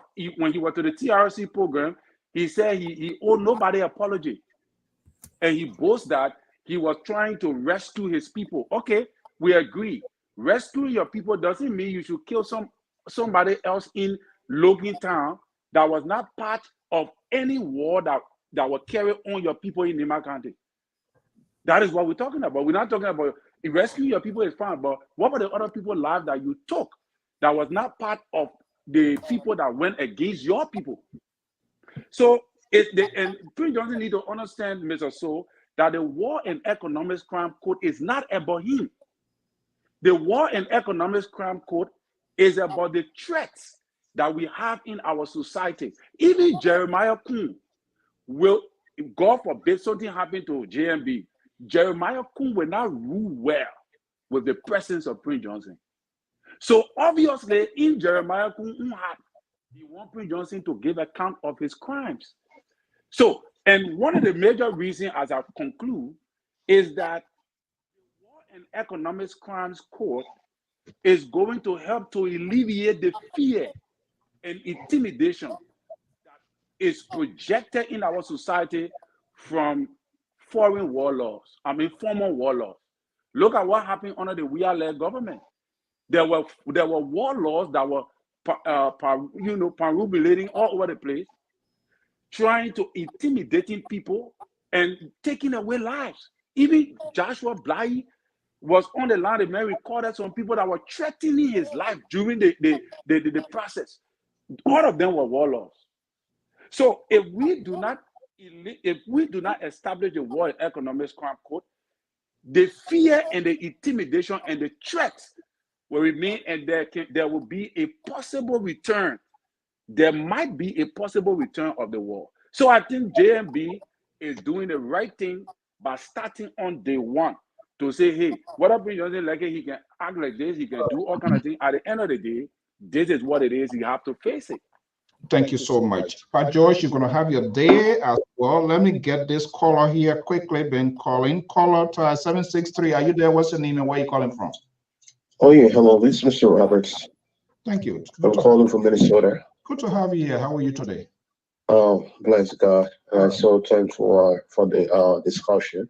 Okay. I just want to add my input. Listen to Honorable Prince Johnson and what he said today and my take on it. Okay. You know, okay, I would say this. I think Honorable BOAKAI is between, what would they say, a rock and hard places. Because if the U.S. what the U.S. government instructor will have to do, like the War Crimes Code, and I believe there's no way you can escape it. Because if Liberians depending on the U.S. pumping money right to develop a country, the BOAKAI will have to think whether he go against the Liberian people or he defend Prince Johnson, because not doing what the U.S. is asking him to do is like going against what the Liberian people want. But again, it's a serious problem, and I'll tell any Liberians. There are many people, apart from Prince Johnson, that took part in that war. Some of them, we may not know them. But when that War Crimes Code comes, you'll be surprised at some people that you never thought ever lay their hands on anyone. You'll be surprised at the name will be mentioned. Even some of the big guys that we see in your country that no one mentioned there about fighting war. You will be surprised that the name will come out. So to everyone, I would say to you, look, we're in a big mess. Okay. We're in a serious mess. And that's my Okay, guys, if you call, you want to, thank you so much, brother from Minnesota. If you call, you want to be with us, please control your back line in as much you want people to participate. Okay, let's keep it strictly to the point. 45 seconds should be enough. 860 number 8601. Are you there? What's your name and where are you calling from? Right. I might even go less than 40 seconds. Again. Hey, Jay, how are you, my brother? Right. Thank you, guys. Very good discussion. Mr. So, you're very smart. I hope the guys there are taking notes when Evans is speaking. Well, people like Evans, you see what I noticed from Evans, all of his talk so far a complete entrapment.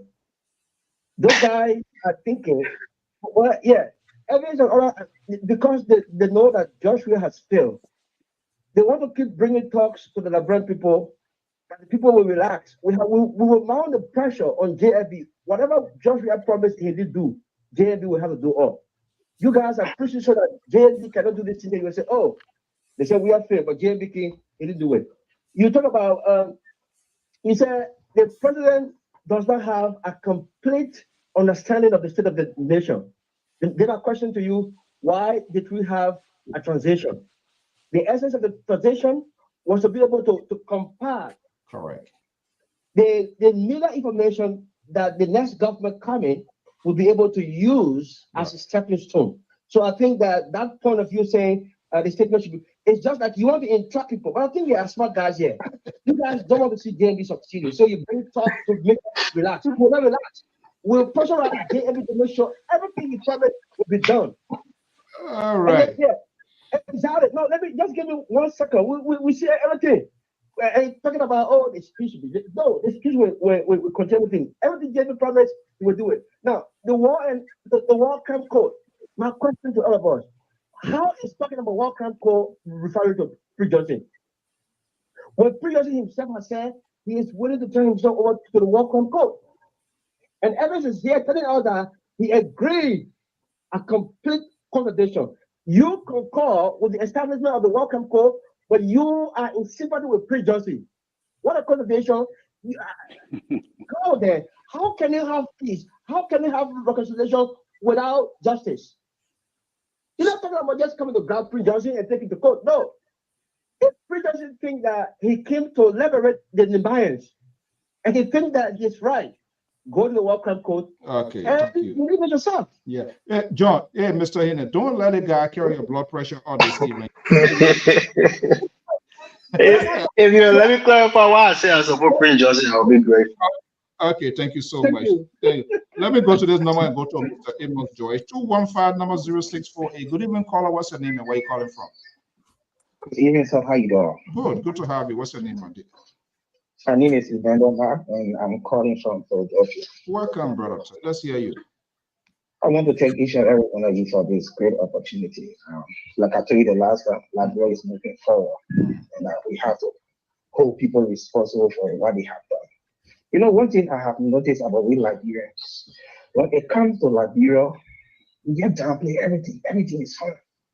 Like I know someone who is closer to me. Because the only thing I want you to do for your people to do right now is you not audit George Open. We are just stay as the way it is. But this guy, he senior government as a senior government official in the United States. He does not take anything lightly when it comes to his job. But I don't know, for some reason, when it comes to Liberia, even those of us that in America, we know there are certain things that we do not go free. We see that it's okay. Let it go on. Look, let me tell you, I support the worker and economic code 100% from day one of Ellen Johnson Sirleaf. I expected for the establishing. And if it's for some reason Ellen Johnson was in this, let her go to court. Let her tell the Liberian people what she did. What was the reason she said, bring down the marshal and I will pay in 3 days. When these things happen, Liberia will be placed on the restful path. Like one of our brothers said, he said, until this thing happens, we will not, for some reason, get peace.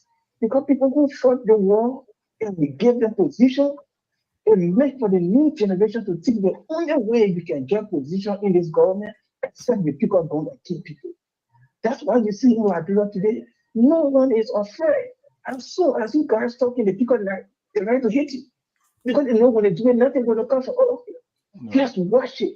Everyone that ever brought war in this country, Liberian people did their job. Ellen Johnson said it, we made her president. The chancellor, we made him president. Prince Johnson, we gave him representative job. You just need it. This thing has to start. It's Prince Johnson keeps saying that he came over to liberate in Namibian. How many months did Prince Johnson spend in Lima?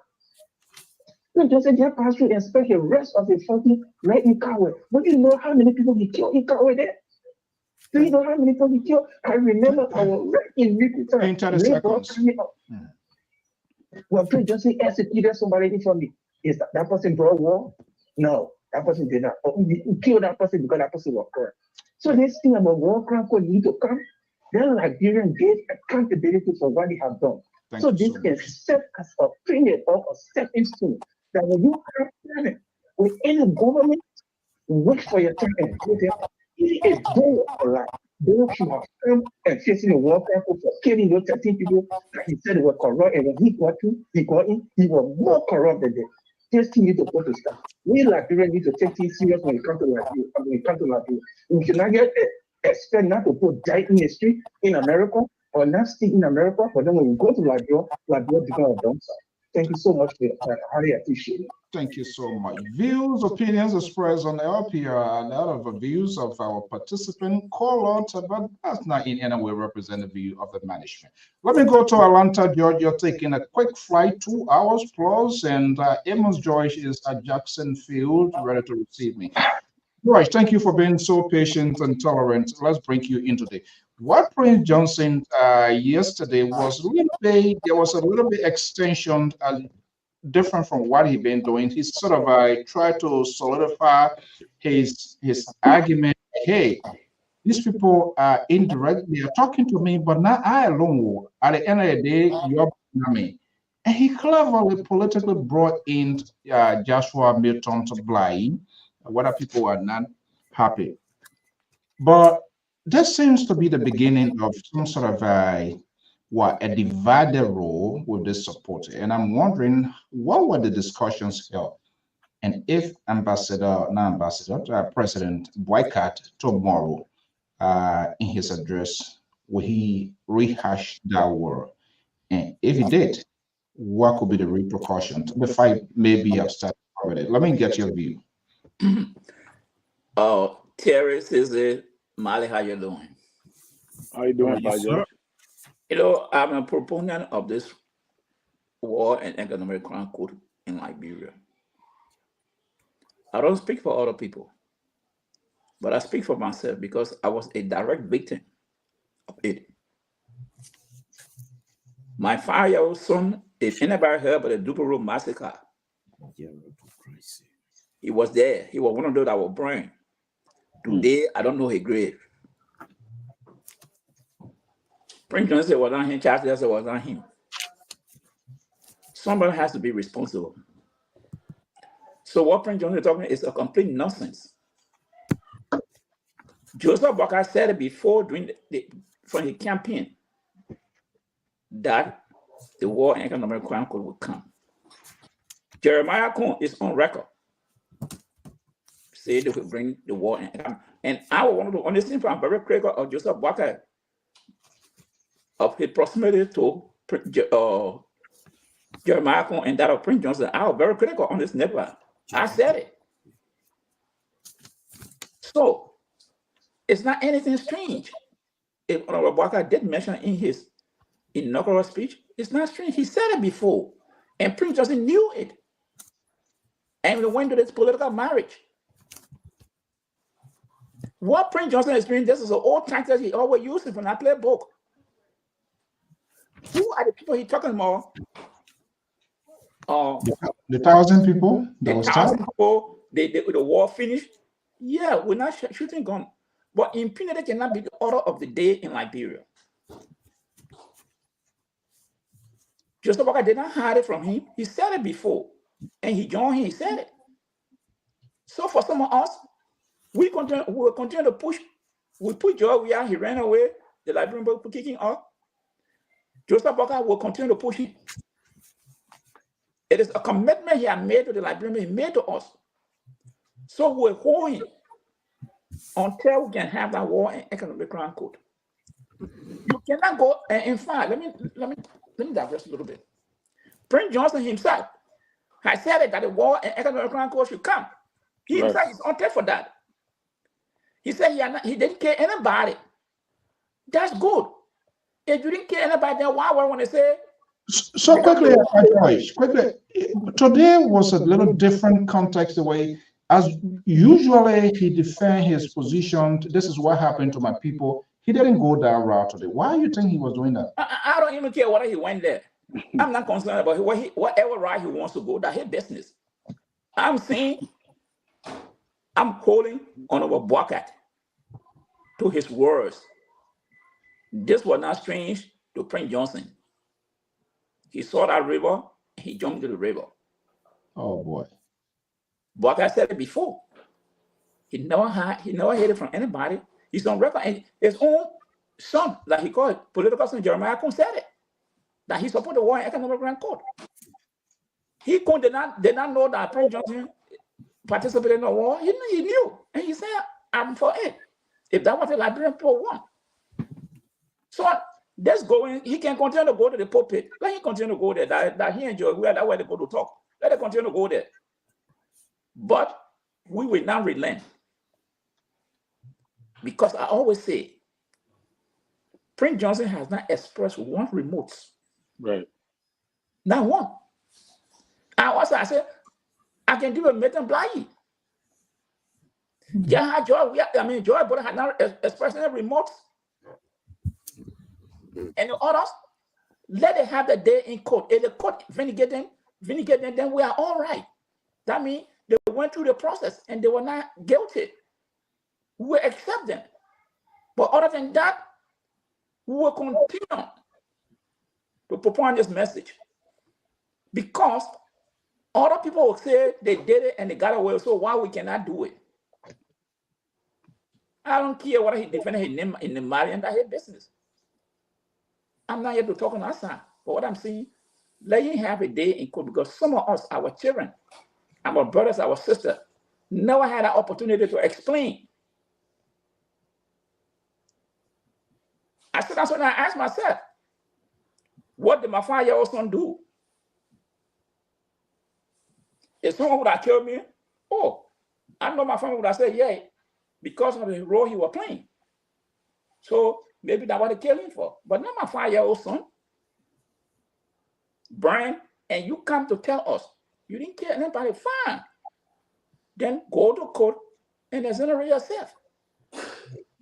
You stay in the church house that you say you are ordained as a bishop. You talk about Paul. Paul did express remorse for his action. Right. Paul expressed remorse for his action. So if you say you are a child of God, you are reborn, and you stand on the pulpit, why can't you take responsibility? So you think Paul's supposed to go to walk around court too, huh? No, Paul I'm only argument again. Yeah, the deacon saying I went to have my culture the other day. I'll be bringing plenty of for you already. Paul could not, because Paul could go, because Paul has took responsibility and expressed remorse. But Prince Johnson had not done it. So for me and others, so let the war in Economic Grand Court, let it go there and have the day in court. But if Joseph BOAKAI he's going to kick the can down about George Weah, no.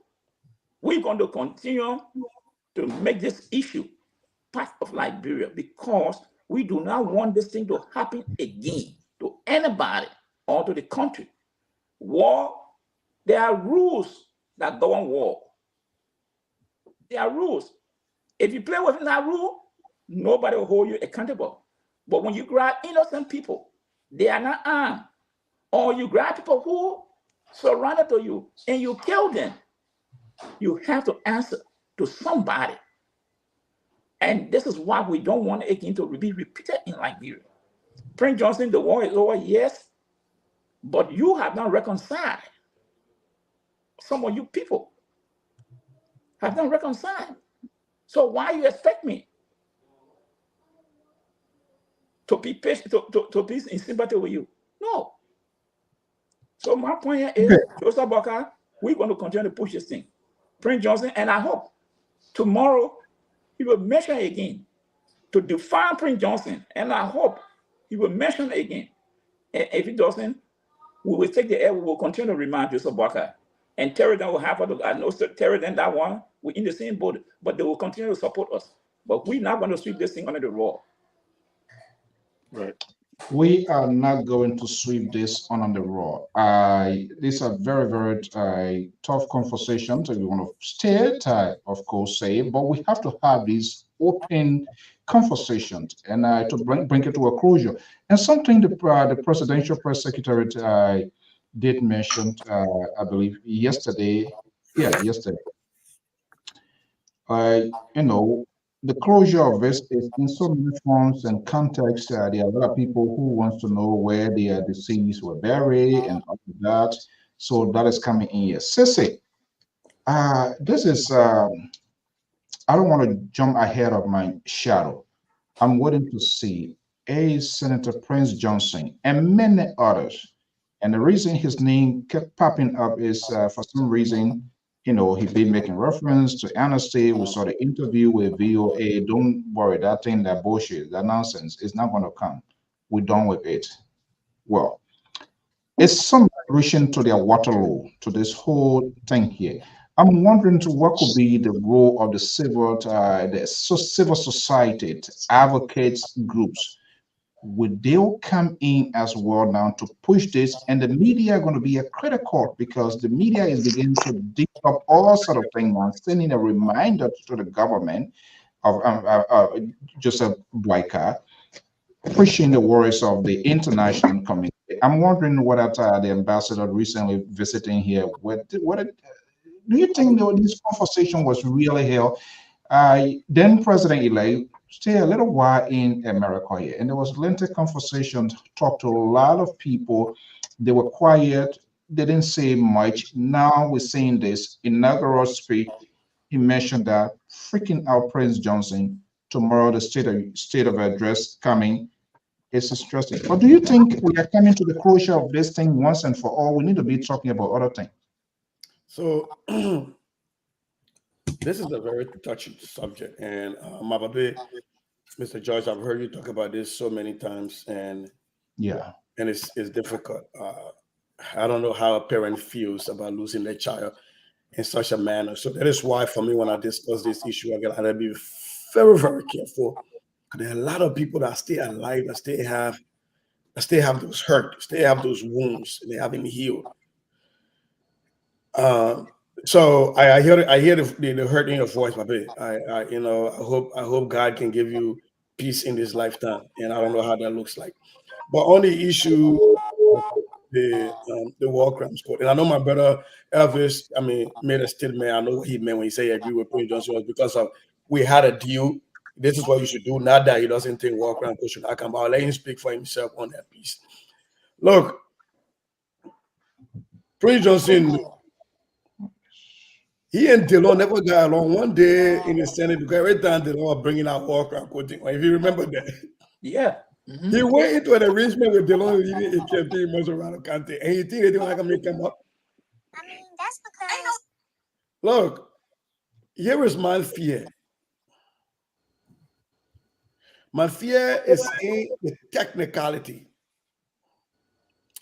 Remember when the late professor, president of the most PhD government that they now have a forest, but they have FDA, Amos Sawyer said concomitantly.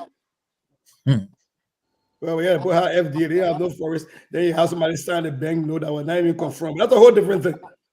But the people use concomitantly, and that became an issue. That word with this election would be held concomitantly with this amendment. No, in full way were not possible. Everybody had their own interpretation of what concomitantly meant. When the issue of the war crimes code came up under Madam Salif, it got pushed to the legislature for action. It died there.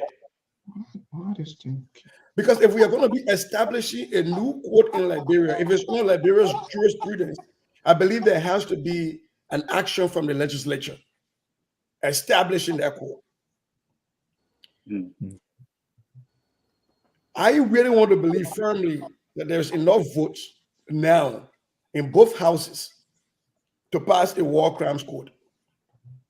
I don't believe that there are enough votes to pass an economic crime code. Because there are people that will be voting on that. We have to ask. And when you tie these two things together and present it as one, it is going to die. And we should all be very saddened about. The other piece is the U.S. willing?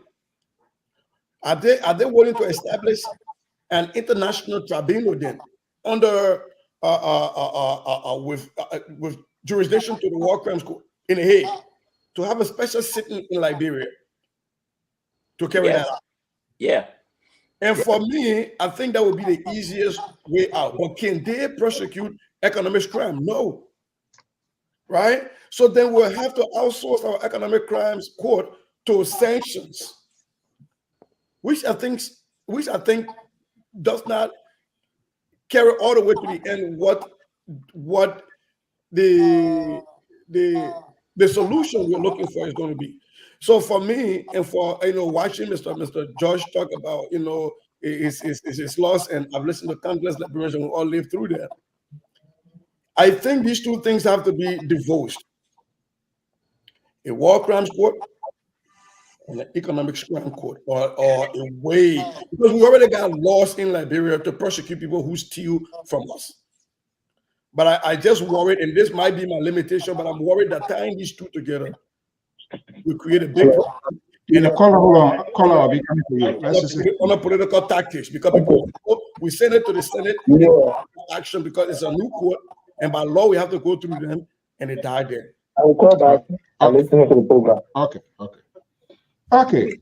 Thank you so much, Sissy. John. Yeah. I think we are literally getting to the end of this whole marathon with this here. And I don't know. There's a person, one of our followers, there's no civil society other than they are politicians. And that's part of it. And I mean, there are so many factors and things.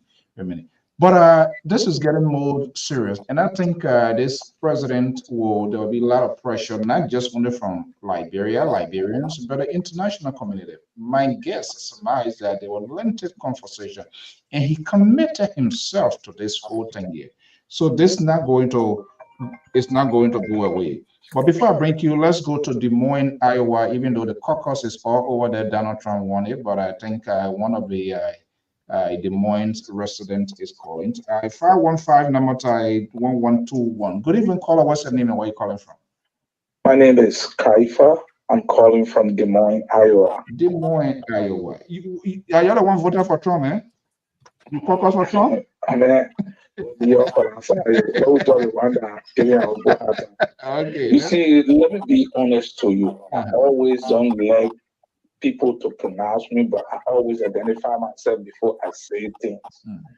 You see, I'm a seditious. I will not have it. But when we took over, I went on my man's show, Prince Sharif, and I told him, I said, if we government cannot audit any government, the corruption will be high. He said, oh, my man, they will do it. Okay. They sat there. Now, if we are talking now about war crime code, there are a lot of people have been killed, ill-treated, and the guys are free in the city there. Some of them, they are our personal friends. They did a lot of evil things to people. But if we combine the war crime code and the economic code, it will be something difficult. The one that hurt us most that we still grieving on, let us do with it before somebody spark up tomorrow, and then we get it to be pending. The economic crime, these guys get their family, their resources around, we work at them. But this war crime code, we need to put it down. That tomorrow when I want to go because I'm hungry, they cheat me. I will say, from here, it will be hard for me. Then when that one lay to rest, even if BOAKAI government can get it, but it will be in the making. The next government can be say, but since we finish with war crime code, we're going to economic code. So everybody that working there now will be very careful how to steal. Look at the Freeport of Monrovia. The stealing that can go there. Even the custom broker build houses more than minister in Liberia. Yeah. That's the brokers. They build houses more than ministers. Where are they taking our resources from? Government need to expose the payment for the custom duty we pay there. This is how these kind of criminal things will stop in government entity. So even go and pay taxes for land deed. Do you know what they told me for one land? 1,000 and some more. But how much I get? I tell them, so long you put how much I get, I'm not doing it. So I stop there for you to listen. Right. Thank you. Because of it, I'm not paying taxes. Yeah. Thank you, sir. Thank you so much. Thank you. This is the kind of conversation to like in the place here. Entertainment is much lesser here. Jones Malley, here we are into this hole here. So we want to welcome our guy watching from Nizo inside Liberia. They are feeling the pain. They are the direct here. And so people who voted for people, it is time the electors who made this decision based on what the politician I told them it's time for them to act now, and let's see whether they act accordingly. Joe Malley. Yes, every time we get into this thing, it tend to play on the emotions, especially those of us that lost people in the war. It kind of pathetic, sometimes to talk about these things, like even the story by Georgia lay out. Those are very sad story. But my question now here is this to the panelists. Are we as a people and a nation ready for a war crime and economic crime court? That's the first question Liberians need to really address. That one. Two, TRC was politicized from day one. You see, it's been over 12 and more years since that thing should have been put into place. It was politicized by Helen Johnson Sirleaf. Nobody went out there to demonstrate against that thing, that the thing should be implemented. I mean, people just kept quiet because some political undertone. All right. Now that Joseph BOAKAI is trying to bring this thing, my question now is Liberia as a people and as a nation, are we ready for this thing? And if the question is yes, because when I'm talking about readiness, it's not only from we, the level-headed intellectuals in the diaspora and our few university students, we are championing these things, and the bereaved family. But as a nation, are we prepared and ready for this? It's been a long time now. That's the first question. And the second question is, if we agree that yes, we are ready, then America will I will want to propose two things to happen. One, America will need to help us with what I call a special security protective force that will be deployed in our country, at least to help stabilize things in our country while this court is going on. That one. Two, Sister just strike a very salient point here. That economic thing, I don't think it's going to see daylight in that country there. Because the corporates are many. I'm telling you that even the war crime itself, you see, that's why I was even asking on the panel, I said, okay, we want to declare our assets. Are we interested to find out how the assets were even acquired in the first place? Nobody is interested to speak that English. No, we just declaring it and declaring it. You see?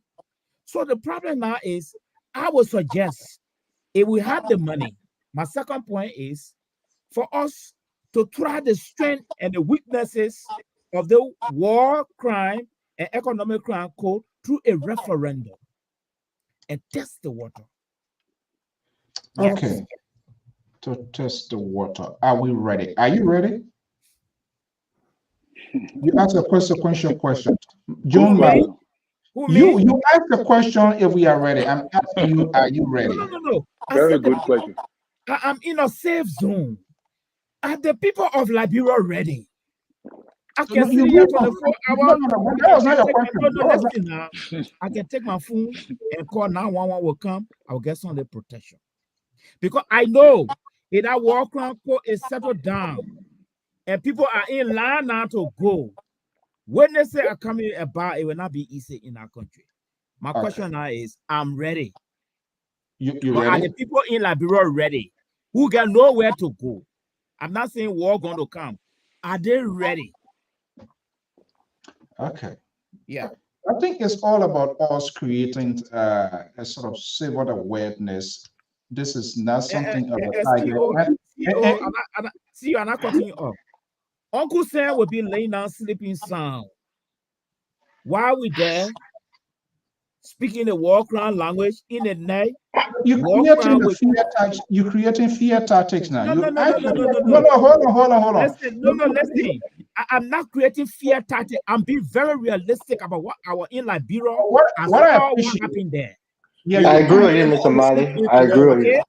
I saw what happened in our country. It's not fear tactic. All right. No, what I'm saying, you ask the questions. Why you ask? No, you ask a question, you try to tie the question around my neck, and I will not allow that to happen. What we see here is that the impunity, the population for those who are caught in impunity is high in our country there. I'm telling you. The man won't go better. Don't tie it to your head. I will tell that his feet, I'm about to get that his feet, then you will not move. No, you asked a question which was very valid as to whether Uncle Sam. But what I do know when it comes to this thing here is the court not going to be in Liberia. There will be a second country that they will talk to. But I do agree with that the repercussion, the reaction, or whether the will be in Liberia. Yeah, the court has to be in Liberia. We have the jurisdiction. CEO, there are two ways we can approach this thing here. Either we indict some people who say they are too dangerous, we send them over. Then we can send a whole lot of them over. Okay, all right. So in Sierra Leone, they provided money, they brought the judges, they brought people to protect that court. Okay. All right. That's how we're moving. Can I answer Mr. Jones' question? Yeah. No, we are not ready right now as it stands. We need more security measure put into place. That's my answer. Okay. So this the program now. We've been having a good conversation. I'm not sure we're going to be the end up with this phone call here. Let me go to the Sacramento, California, where the most liberal on this network, the most liberal with Bizarre and Tabata talking. Apparently, Terry managed to send him a text message. Usually, time of day he's in bed, but he calling Samson Branto. Mr. So, why are you taking a man call after 10 o'clock? Yeah, I think first of all, I want to thank all of you very much for keeping it on going. We appreciate it. We miss you, man. But I would say something here very quickly. I think Mali's Joe is on the wrong side of history, to be frank with you. I know. Mali's Joe is now taking a talking point from Prince Johnson, trying to frighten the Liberian people. Let the Liberian the President BOAKAI during the election, those feelings were expressed. And the Liberian folks agree with President BOAKAI and elected him. Why are you going to ask a question again as they're ready? If they were not ready, why would they elect President BOAKAI? Now, the second thing here is President BOAKAI, Prince Johnson is quite aware of why when he got involved with President BOAKAI. These people have not had their feelings. They always explain that, yes, indeed, war crime will happen. If Prince Johnson have not, he shouldn't be afraid. The only thing he should be saying, he should be ahead of this thing here and say, well, if I'm guilty, so be it. Then let the Liberian people decide. This thing's been so long. You think right now Liberia will, to be honest with you, even if Prince Johnson is found guilty, the Liberians, those who were hurt, who want Prince Johnson to be hung on the flagpole or in the street of Monrovia? I don't think so. But what Liberians will appreciate from the like of Prince Johnson, the like of Dr. Bolin, is for those folks to come out and admit that, yes, indeed, we did wrong. And we ask for forgiveness for the Liberian people. And people will start taking that to say, wow, if these people can come and ask for forgiveness, then that would teach the younger generation that these things should not be happening in this country. What do you mean we're ready? Are we ready? Yes, of course we're ready. If we were not ready, why would they go and elect President BOAKAI? So Mali continue to beat that drum, but it's not going. That dog's not going to catch anymore. That medicine dog, you're putting that medicine in the nose of the dog. It's not working. Liberians have reserved their money. They're going to go forward with that. Thank you very much for taking my call. Appreciate it. Yeah. So quickly, is that the same guy who talks about introducing capital punishment? Of course, and this is you talk both sides of the mouth. And that's what I accuse of being a seditious. That's what I say he's a seditious because they already plan to put their foot in your mouth. And I think sorry, I don't push your fire. I swear. Why you had to ask that question? Anyway, additionally, I think I'll be fair. Is this the same guy who is calling for socially democratic government in Liberia? This is the same guy. You think we're in a Rari country or something like this is the Republic of Liberia, not Tanzania. Thank you so much, Libra. Oh my goodness. They go so put you under the bus. All right, guys. So, Terry, we are getting down here. We're going to switch in 10 minutes. We're going to be, it's 10:28 p.m. Wow, I know guys got to work. I'm considering of doing the special time. Our guys should be there tomorrow as well, considering coming on maybe 3 o'clock or 2 something. Hopefully, I'm not knocked off. Anybody want to ask something to this here? Because I got one thing here where we can. Yeah, I want to ask something before I go. Please, if you permit me. Look, I was being a little insensitive in my previous statements that I made about Prince Johnson, and it was just a little bit of political gamesmanship. But I think as we become more somber and reflecting on the war that happened, we know what happened. You know, for me, no, we're not going to do collective guilt. But my people meted out, violence against other people in that country, and in return, violence was meted against them. So when we're being honest with ourselves, we'll come to the conclusion that everybody, you know, especially if you come from a ethnic group, your people took part in the war and did some horrendous things to other people. For me, as I always say, George Bowley is not a hero of mine. Thomas Yaya Nimla is not a hero of mine. The question I always ask the people of Nimba, why do they consider Prince Johnson to be their hero? Because they know that Prince Johnson killed a lot of innocent people. If you want to be on the side of justice, you have to call for accountability. In the interest of fairness, that's not all Nimayans we're going to hear from that. There are multiple people who call here and also distance themselves and will respect behavior because they're not fighting. And when you do a really historical count, he killed a lot of Nimayans. Right. Who was not even in combat because they disagree with him as well. Right. Yeah, and that's the point that I'm making because from the reflection of his political, will in Nimba County, it shows that they have such high regards for him, and he is their political leader in essence, and they go where he goes. So for me, I think a person like George Bowley, I wanted to ask you a question. Did he lose to Willie Dwyer? Because they say he's a former representative from Cornwall District. I don't know if he's still there. So I don't think you have any kind of protection against persecution like they were claiming to have. George Bowley killed a lot of people in Sino, killed a lot of people in Bassa, but it has nothing to do with anything. Kill those people. Mary Johnson won him. Mary Johnson beat him in Cornwall. Okay. Yeah. So for me, just being more sensitive to the situation, like what George said, he lost people. My family lost people. Even my mother on my mother's side, who was a Bassa woman, had nothing to do with the situation. Her family lost people. She herself was ill-treated during the war. So all kinds of terrible things happened. So I'm in favor of the war crimes court, Terry. But just speaking politically, when we're talking about Prince Johnson and the marriage that he got into with BOAKAI, BOAKAI knew that this man was supporting him, and you knew that this man was expecting protection from you. So when you renege on that, definitely he's going to speak out. He's going to hit you hard politically, and that's what's happening. That's why I say I'm on the side of Prince Johnson. Not that I'm against the war crimes court. Just want to clarify that. Okay, yeah. I'm about to flip this. Let me can I just say something to that? Let me just say some information. Okay, George. After George, I come to you, Terry, please. Last year, the Assistant Secretary responsible for War and Economic Crime Code visited Liberia last year, and she was on OK FM with Clarence Jackson, and she said they will provide every security funding for the War and Economic Crime Code, only for the government of Liberia to jumpstart it. She was there last year. If we check the information, she was there last year. She had an interview with Clarence Jackson. Okay. She said it. So the issue of security, people are trying to drag this thing.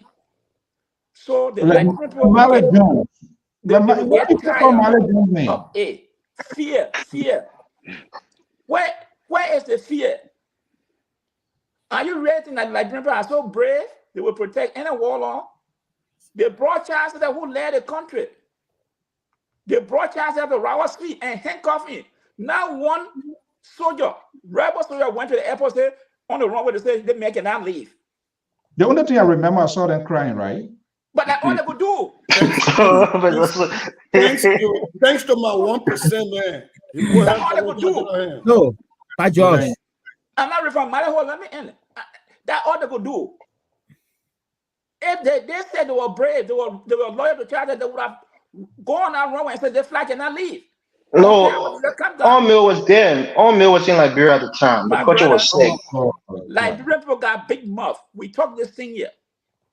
When it comes to leadership, go on the attack April, whatever, all that April 12, October, whatever thing, the autopause them. No, we're talking about the peacekeeping that sent Charles to the out. We're not talking about the wartime. We're talking about ECOMOG. We're talking about Army. Must make his points for the other. We know these things. So if anybody talk about funding or the scarcity of funding, except they are not following the development in Liberia. That's why I made specific reference to this woman. She was there. She took a visit there. And she assured Liberians that we have the money, the security will be deployed, and we'll have the trial right in Liberia. Sierra Leone did it. Okay. Why Liberia? Yeah. Let's not beat him, Mr. Mali. He said if we read it now, when you deploy the security forces here, when you deploy it, can I come in, please? Amos Joyce, he's talking to you directly. That I know. No, hold on. You would have kept it. Wait. Okay. I ain't called nobody. I say, Amos Joyce can't take all the meaning to address this thing here. Let me say this. Say, I need some broom to start stripping Marubia, the cold horse. Okay. So, can I come in? In my 2 cents? Mali Jones, trust me. Yeah, Mali, you're gonna get enough time on this one here. Trust me, because Amos Joy trying to. Let me go to Terry. Yeah. So what we're not paying attention to is our next door neighbor Sierra Leone, when they had their own crisis, and they were able to solve it without any extra, forces. In as much as they had UNAMC, but UNAMC left. All right. And they were able to applicably handle the war loss. Today, everything is calm. All right. Now, in as much as before I said it on the show, that I don't support the war crime code for one major reason, and that was because those who gave our people the guns to fight also needed to be persecuted. The international people who gave these people guns. But we are gearing towards the final closure of Liberia progress. For Liberia to move forward, we need the War and Economic Crime Code. Take, for example, look at the killings, the assassinations that have been going on. Under President, we are government. Any leadership that is a dictatorial leadership that is going to come to power and want to seize power, they're going to use these rebels to keep them in power. Thank God to President Weah, he did not allow it to suffice. Otherwise, then we're talking differently because he had the control of all the war laws and all of that. And what we're not paying attention to is that, like what Pajot said, the international community willing to help. But what is the major thing I've noticed is that Prince Johnson is allegedly accused of killing certain nuns. And those nuns happen to be American citizens. The American citizen, if that information is true, They will not rest until they get Prince Johnson. Whether he can go up and come down. And for Ambassador BOAKAI government to succeed, if you remember Ambassador BOAKAI on VOA, he said something. But many people that were asked on the network, and Pa George was the one who gave some kind of interpretation. He said it. He said, our international partners, if we please them, then we will get what we want. That was a subliminal message. And this is what it boiled down to now. The War and Economic Crime Court. Jawa what he said, that they gave what they turned over Charles Taylor, and what Ellen got, 16 billion. Americans are very strategic.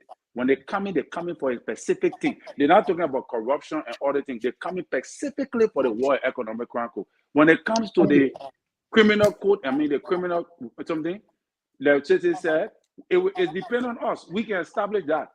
But the main thing is the war. All right, Mally Jones, your day. We're about to close now. Hopefully, I will be coming on early morning. Yeah, I just wanted to address one thing the Liberal said. If the Liberal think Uncle Sam want to put money in there for people to just kind of confess sorry, I take repose for killing your people, I'm sorry. Liberal, you'll be disappointed. That's not what Uncle Sam can do. Uncle Sam don't speak that language. You got to be planted behind bar when you are found guilty. You got to serve that time there. Uncle Sam not coming to camp for money. I can't say, oh, sorry, everybody's sorry, then it will not happy. That one correction.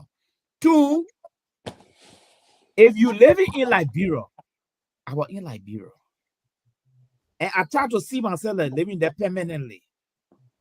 And I try to see myself putting my leg in a shoe in Liberia. So, okay, now I hear now. I went all around. I think the war crackle is supposed to come now. I can tell you, the appetite is not there. But the question now is this. I talk with a lot of friends. The question now is this. We are on a platform here. We sat down here, and the rest of the people, they politicized this thing for 12 years. Where were we? I was not part of that. When the iron is hot, there where you see Sierra Leone, when the iron is hot, there where you try to beat this thing. They still prosecuting Nazi criminals. I come here. After 12 years, now we're all jumping, we won't reach to the heavens, you know. You in Liberia now, that appetite, I can tell you, is among the intellectuals. The bulk of the majority, like our indigenous people, I want to Todi, I want to Kakata. This is a question I ask people. All right. What was your sample size? Right? To be frank with you, between I and the platform, I want for the work to come. What was your sample size? But the question now is, I will continue to ask. No. I will come to that one. We're not on map that you ready to bring a statistic. The question here now is this. You skip. We as a people. You know you were not so bad at one. From my assessment, let me put in the assessment column now. From my not a statistic column, let me put in the assessment column. Put it in parentheses. But still, if you put in the assessment column, you still have to get you gotta give her the funding. You gotta give her the funding. You're not a mathematician. I'm not a mathematician, but that's the language speaking. I understand. You know what? I let Mr. Malik. Okay, let me change the thing here. From my own opinion. Oh, okay. Yeah. Go ahead. No, we'll change the language tonight. Yeah, from his subjective opinion. So, I would suggest, you see, Colin said one salient thing here for which they think should come: the culture of impunity. If you go in our town, you'll regret why you went there. Road sending to your window, and the road communicating with you say, if you think your man, blah, blah, blah, blah, can't answer. You see how this is a role speaking of confidence. Right? When you take your phone, the man will say, you can call the police. What they will do? What they will do here? So what I'm seeing here is, it's a very good idea, but we need to study it. It should really come. Prince Johnson is not the only culprit here. The men in our town there, they just quiet about it. But one good thing I would want to suggest, I don't know who said, I think one of us said it. If we can find a third country, because even these street children, these 16,000 rebels there who attend to hardened criminal, another second level of career they have developed in our country. They're moving into hijacking now and gang. They form themselves into a criminal gang now. All right, all those children then they need to go. They got to follow their grandfathers. They all need to go.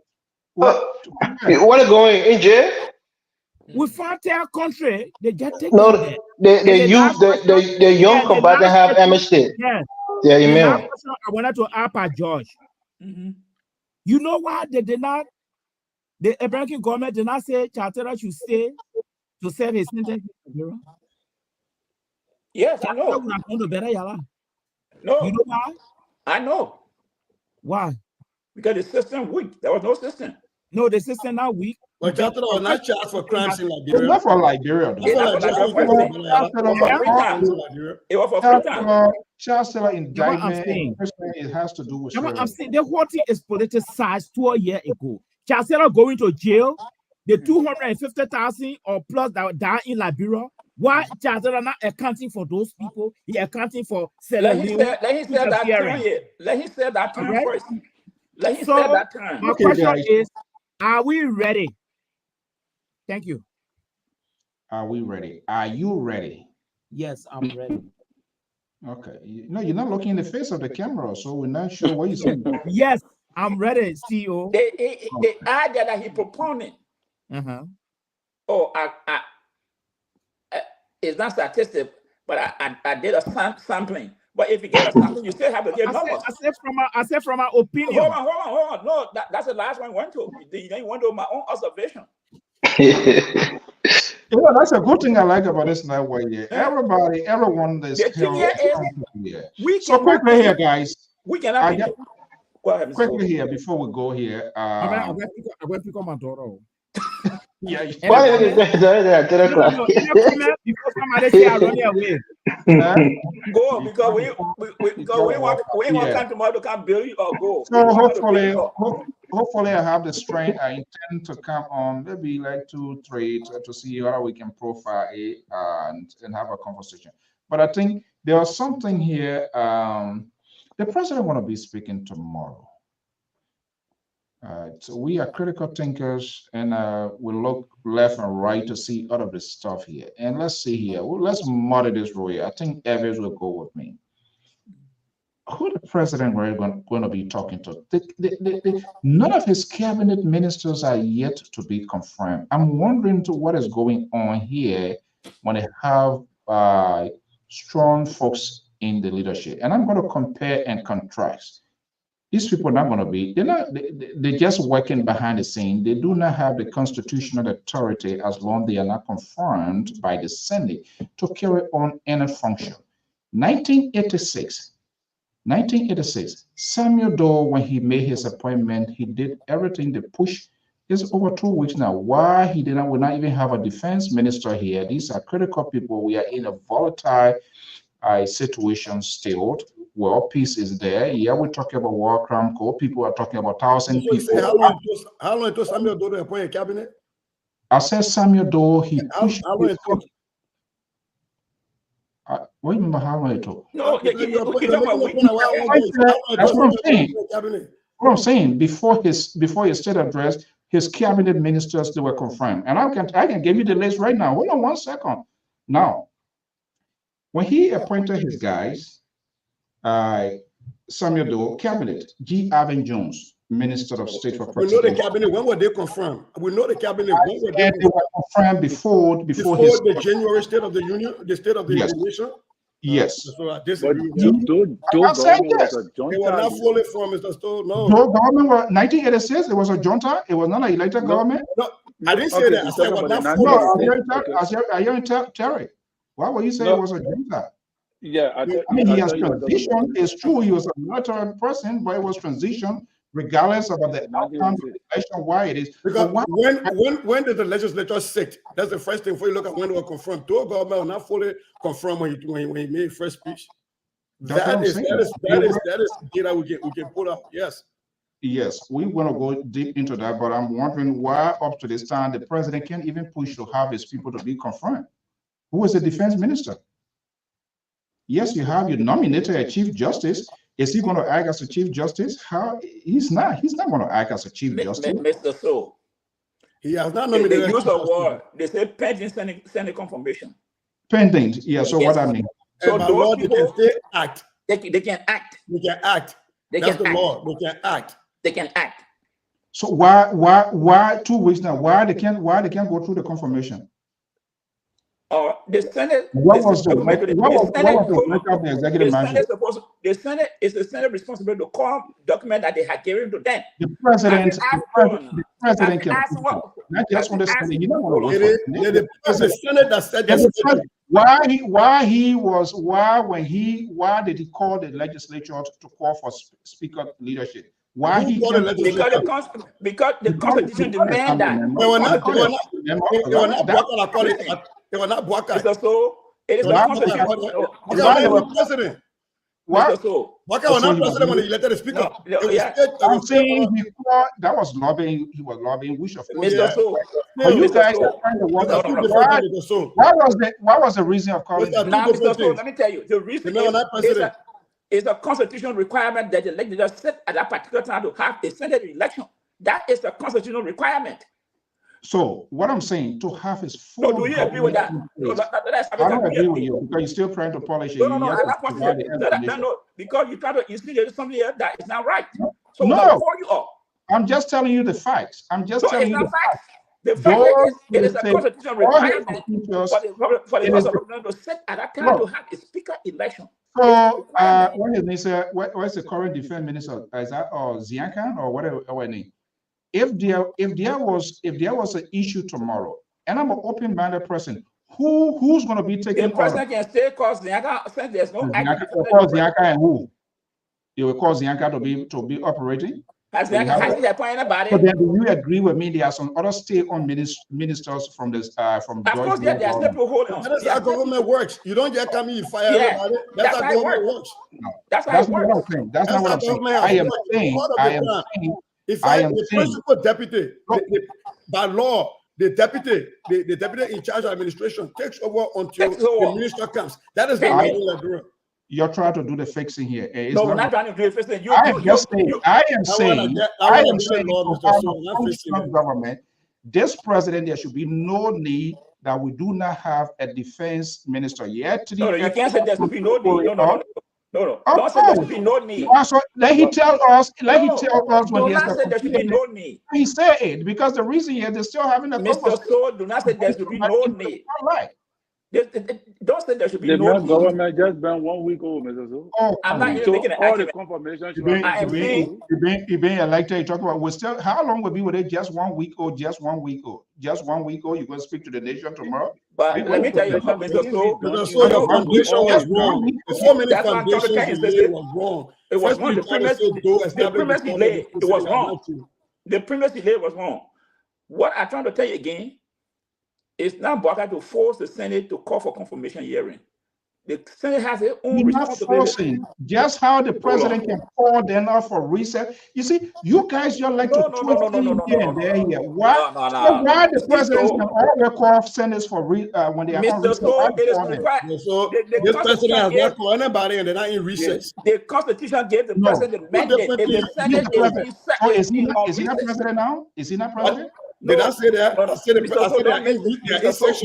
I'm asking in continuations of you're not asking. The first thing you try to say the president called the speaker election when you're not even president. And then you try to insinuate that Samuel Doe already had a cabinet seated before. I'm not insinuating. That's what happens. That was not true. That's what happens. That was not true. No, Mr. So when did that legislature sit? The legislature. I'm just telling you, these ministers. I'm looking at archive. That is not true, Mr. So. Okay, call the minister. Please.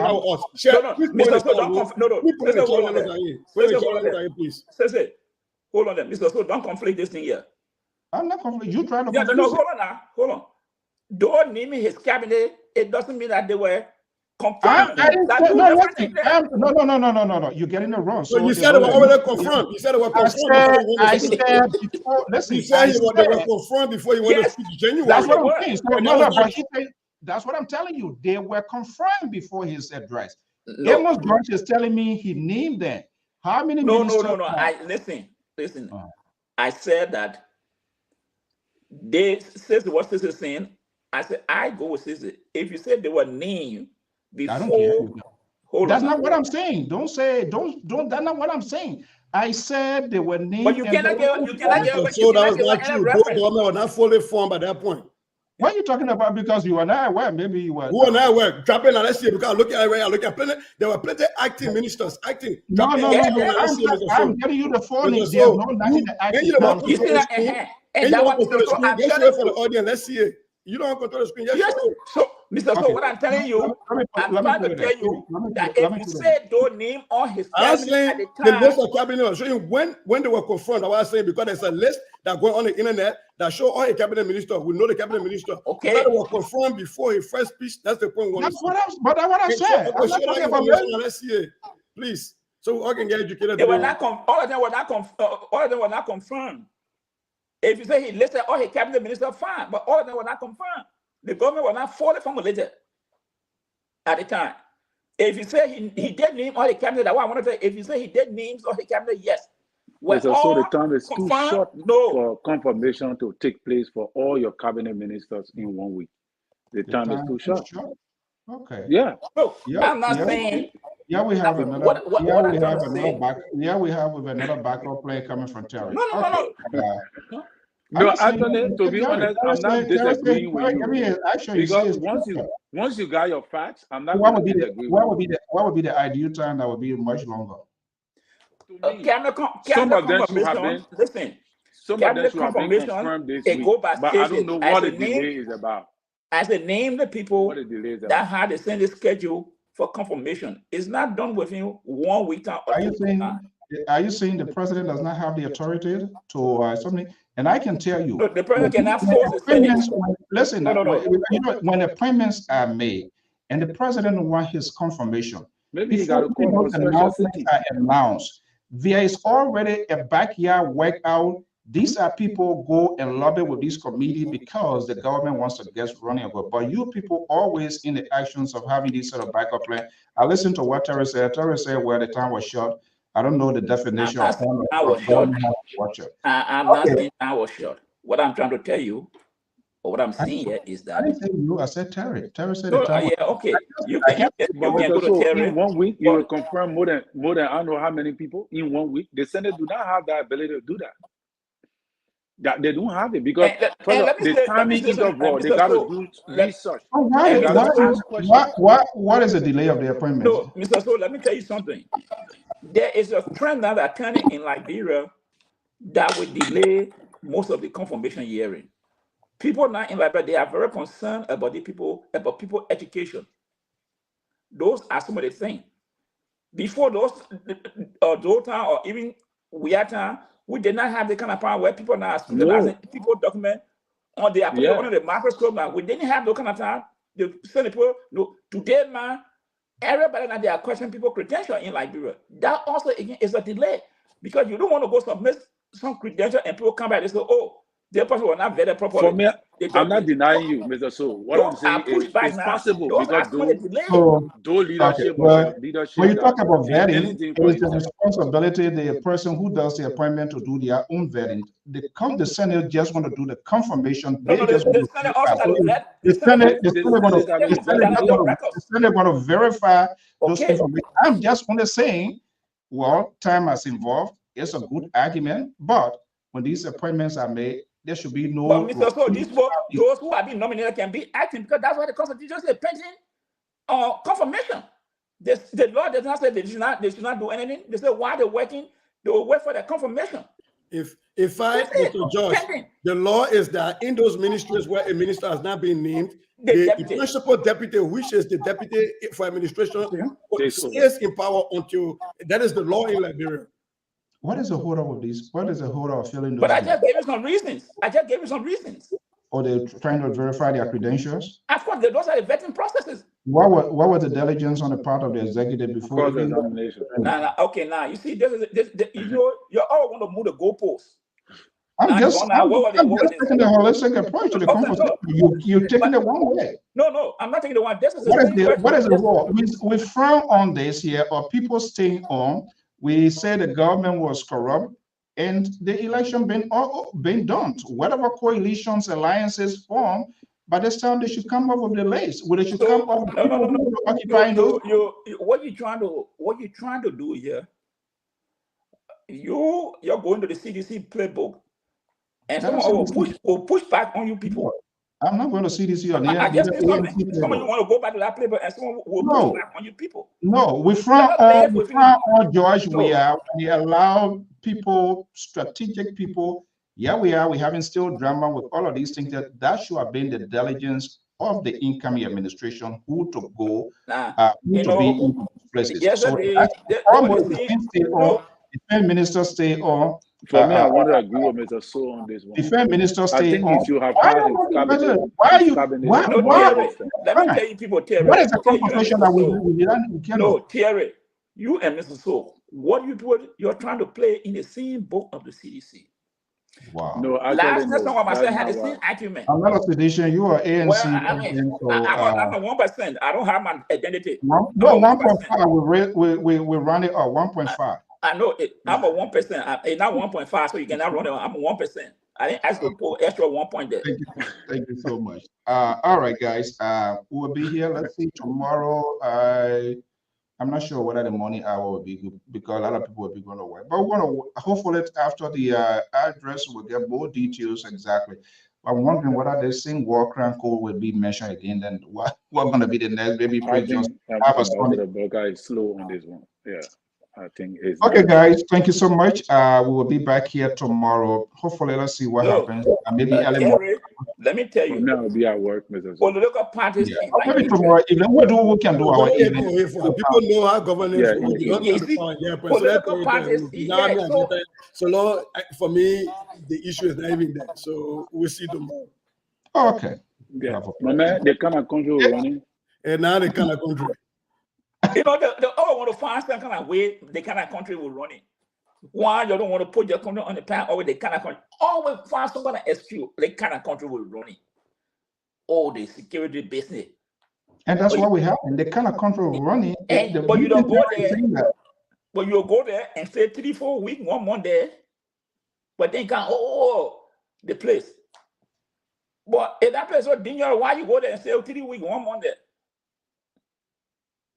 Where to go stay 3 weeks, 1 month? You were there the other day. You went for you were there. Where? In Liberia, and you were there again for 3 weeks.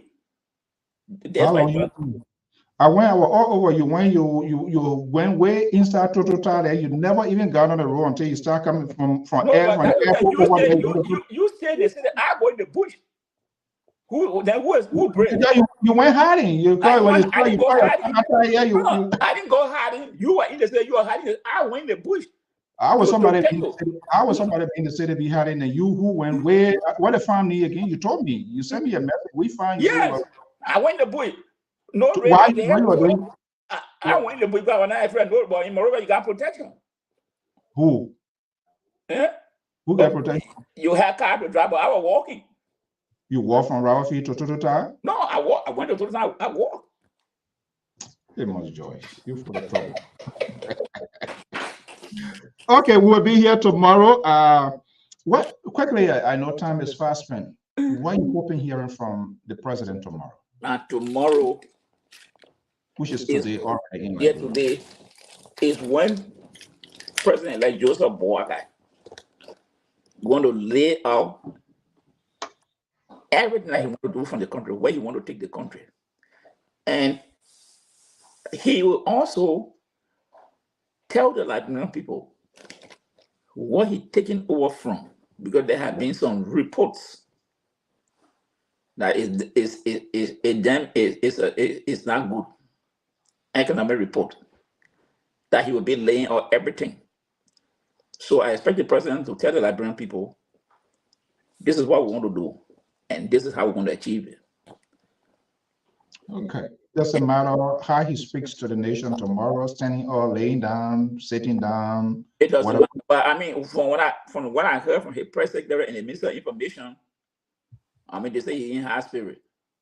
Yeah. And even I think he went bombing. I think he went bombing yesterday. They say he went to the church. Right. And the guy was reporting from there say he will be very fiery tomorrow. And he in top shit. So and I think they upgraded the system, capital air conditioning. yeah, you know the Minister of Information say yeah. The capital there, the people they are rushing money for so long, and that place just filthy. You go into these senators, go in a bathroom, they still fresh. Come on. They can put a something gigantic. Well, the minister said they got boreholes now in the capital. I think somebody going to be talking about putting a well in the place there. I mean, that's how it should be. You know, that's it just disgrace. These people, these people got no pride for themselves. I hate to say, but they got no pride. Somewhere that you stay, you spend 8-10 hours in the bathroom. What the Chinese say, hold your nose and pass. Come on. And you're wearing the expensive suit, ratty flashes car. I don't know how they feel when other officials out of their counterparts visit them, how they feel going in their bathrooms and stuff like that. When women go to visit the offices, and later say I want to use the bathroom. Oh, something happened, but I'm not going to mention that here because it was a complete mess. Let's leave it. Yeah, can you imagine? These are some of them will be talking, and the only people been in the building for 12 years, 18 years they've been there. Some of them. Where's the conscience? So if you treat in the office that provide you your money, your living, I'm sorry, then how your house look like? All right. Okay. Well, thank you so much, for Josh. Yeah, so I mean, we'll be here tomorrow after the president's speech. We will full clue of what he says and how he's going to be playing out to the. Oh yeah, because and outside.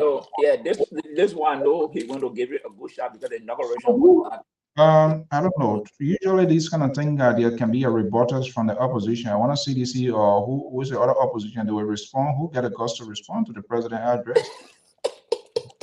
maybe the Secretary General of CDC will respond. What's ANC still alive? Do you think Cummings going to because like people, everybody, that sort of fear will be there. Oh man, the BO, you're not doing anything. But that's how it should be. These political parties shouldn't just be only effective when there's an election. And this is where they always fall short because in as much but their voices should be heard. And that's why they wait until last minute time. I hope, people will also checkmate and outline some of the things to hold the president accountable, things that he say he's going to do, or the overall address, what I will be unifying, what are you going to address some critical issues, where the prices goes, he get it. Where he falls short, people talk about it. And that should be the role of these political parties that just participated in this election. But whether they're going to have the guts to do that, that's another $1 million question. Thank you so much. They're afraid. Especially with CDC afraid because they feel that they will get, when they say anything, they will get more pushback. Nobody going to listen to them. Nobody want to listen to them. So I don't think that it should be though. Oh no, I mean, maybe Tamakoji or Moluba Molu will respond. Well, Moluba Molu. Hey, the party. Hey, still there. Jeffrey Kochina is the party chair, is the Secretary General. Oh, my last name put me down. Bye-bye. Okay, guys, we want to thank you so much for being out here with us. It's 11:05 Eastern Standard Time. The country is waiting for the President of the Republic of Liberia. Jose NYUMAH boycott is expected to address the joint chambers tomorrow that his bill in the executive mansion, then the Capitol buildings where the convoy of the president will be rolling out to address the nation. Our understanding that by 4 o'clock local time in Liberia, the president is expected to mount what you call State of the Nation, State of the Union, whatever you want to call it, name that fit for you. That's good. Efatu, good evening. Thank you so much for it. And all of you following us from inside Liberia to right here to other parts of the country. So somebody from South Korea and all of that. If this is the first time, we say thank you so much for joining us. This is what we do here. We agree, disagree, and trust me. After these discussions, that's the end of it. We continue to do what we do. We don't usually say your way, but we say how it should be. However, you have the right to challenge our views, our opinion as well. We'll also appreciate sending comments, your observations as to how we can enhance and improve the quality of this network. We are open to these sort of conversations. If you want to be a contributor or analyst on this network, the only thing we don't have money to pay anybody. But be a man, boy, girl, you want to be a contributor, you are most welcome. You can reach out to us. The number is 682-433-8802. And you can also be a contributor to it. We want to give everybody the opportunity to make their voices heard. Alone, you get a thick skin, not afraid of people getting at you. Then, of course, it doesn't matter which party, which side you belong to, you are most welcome. And we are looking for people who will be able to have the courage and the result to also talk about their country. Until then, well, folks, that does is this late evening hour, 11:07 Eastern Standard Time, from the New England Bureau of the Liberia Public Radio. I am your host and presenter, Alfonso Zienso, bidding you farewell.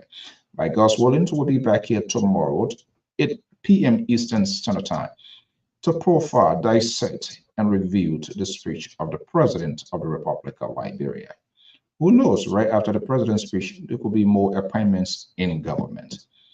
We strongly believe in order for the government to start its running effectively, the president needs to make more appointments. We understand there are a lot there, but the minister, the cabinet positions needs to be filled out. If those that are going to qualify from the CDC government will be continuing, say it, then we know it. Because we want to see the government getting to running. We started checking the 100 days push by the president, things that he wants to achieve. So no time to waste. Thank you so much. Have a pleasant evening. And let's leave it here. We'll be back here again tomorrow. Thank you so much. Thereby a deacon of effort back to church. I will believe things are going to be okay. We need your prayer. We appeal to all the radio stations to promote peace, to stop destructive criticism. When you're asking international community to come, they have committed themselves to come with investors, to invest. And you are threatening protest, you are threatening trouble. Our war is finished. Amnesty have been put into place. There are amnesty law on the board. And you put it on paper, you won't bring one go. Even by the fact that you are announcing one go, you fear the people. Because we have thousands of people who are prepared to defend and be kept after us. The war is over. Develop. What is the contribution? What is the contribution? Did you know God had fought before we were lying to them catch us? You gave the black people, you gave brown people, you gave Bassa people, the whole country was upside down. God has brought peace, let the peace begin. See? This is not correct. Because the more you talk, the more we respond. The investors say, I cannot put my money into that. And this is why they try to cause an nation. Are you not happy that Joshua Bay is a preacher of Jesus? They are arrested by the Holy Ghost? Are you not happy? Are you not happy? Those who wrote the speech, I will soon say that the bishop will soon come. In inauguration day, everybody happy. We are rejoicing over the defeat of the old regime. We are rejoicing about our effort to bring a new regime. Then we'll sing down with happiness. You go write paper for that 79-year-old man. He's struggling to read. Then you go there, I will tell you that nation, I will tell you US, I will bring 1.4 here. Because you think 1.4 is Johnson? And by the time the woman was reading, when he got to the page,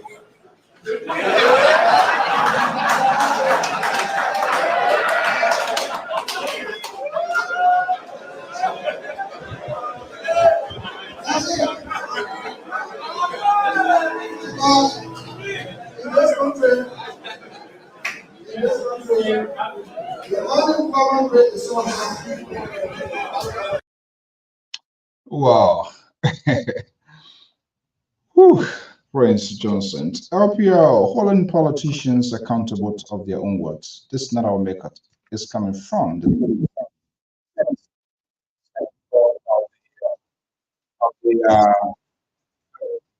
yes, media. This is coming from Senator Prince Johnson. Let's see what happens tomorrow. Until then, folks, have a pleasant night. Thank you for sharing your evening, morning hour with us. Bye-bye.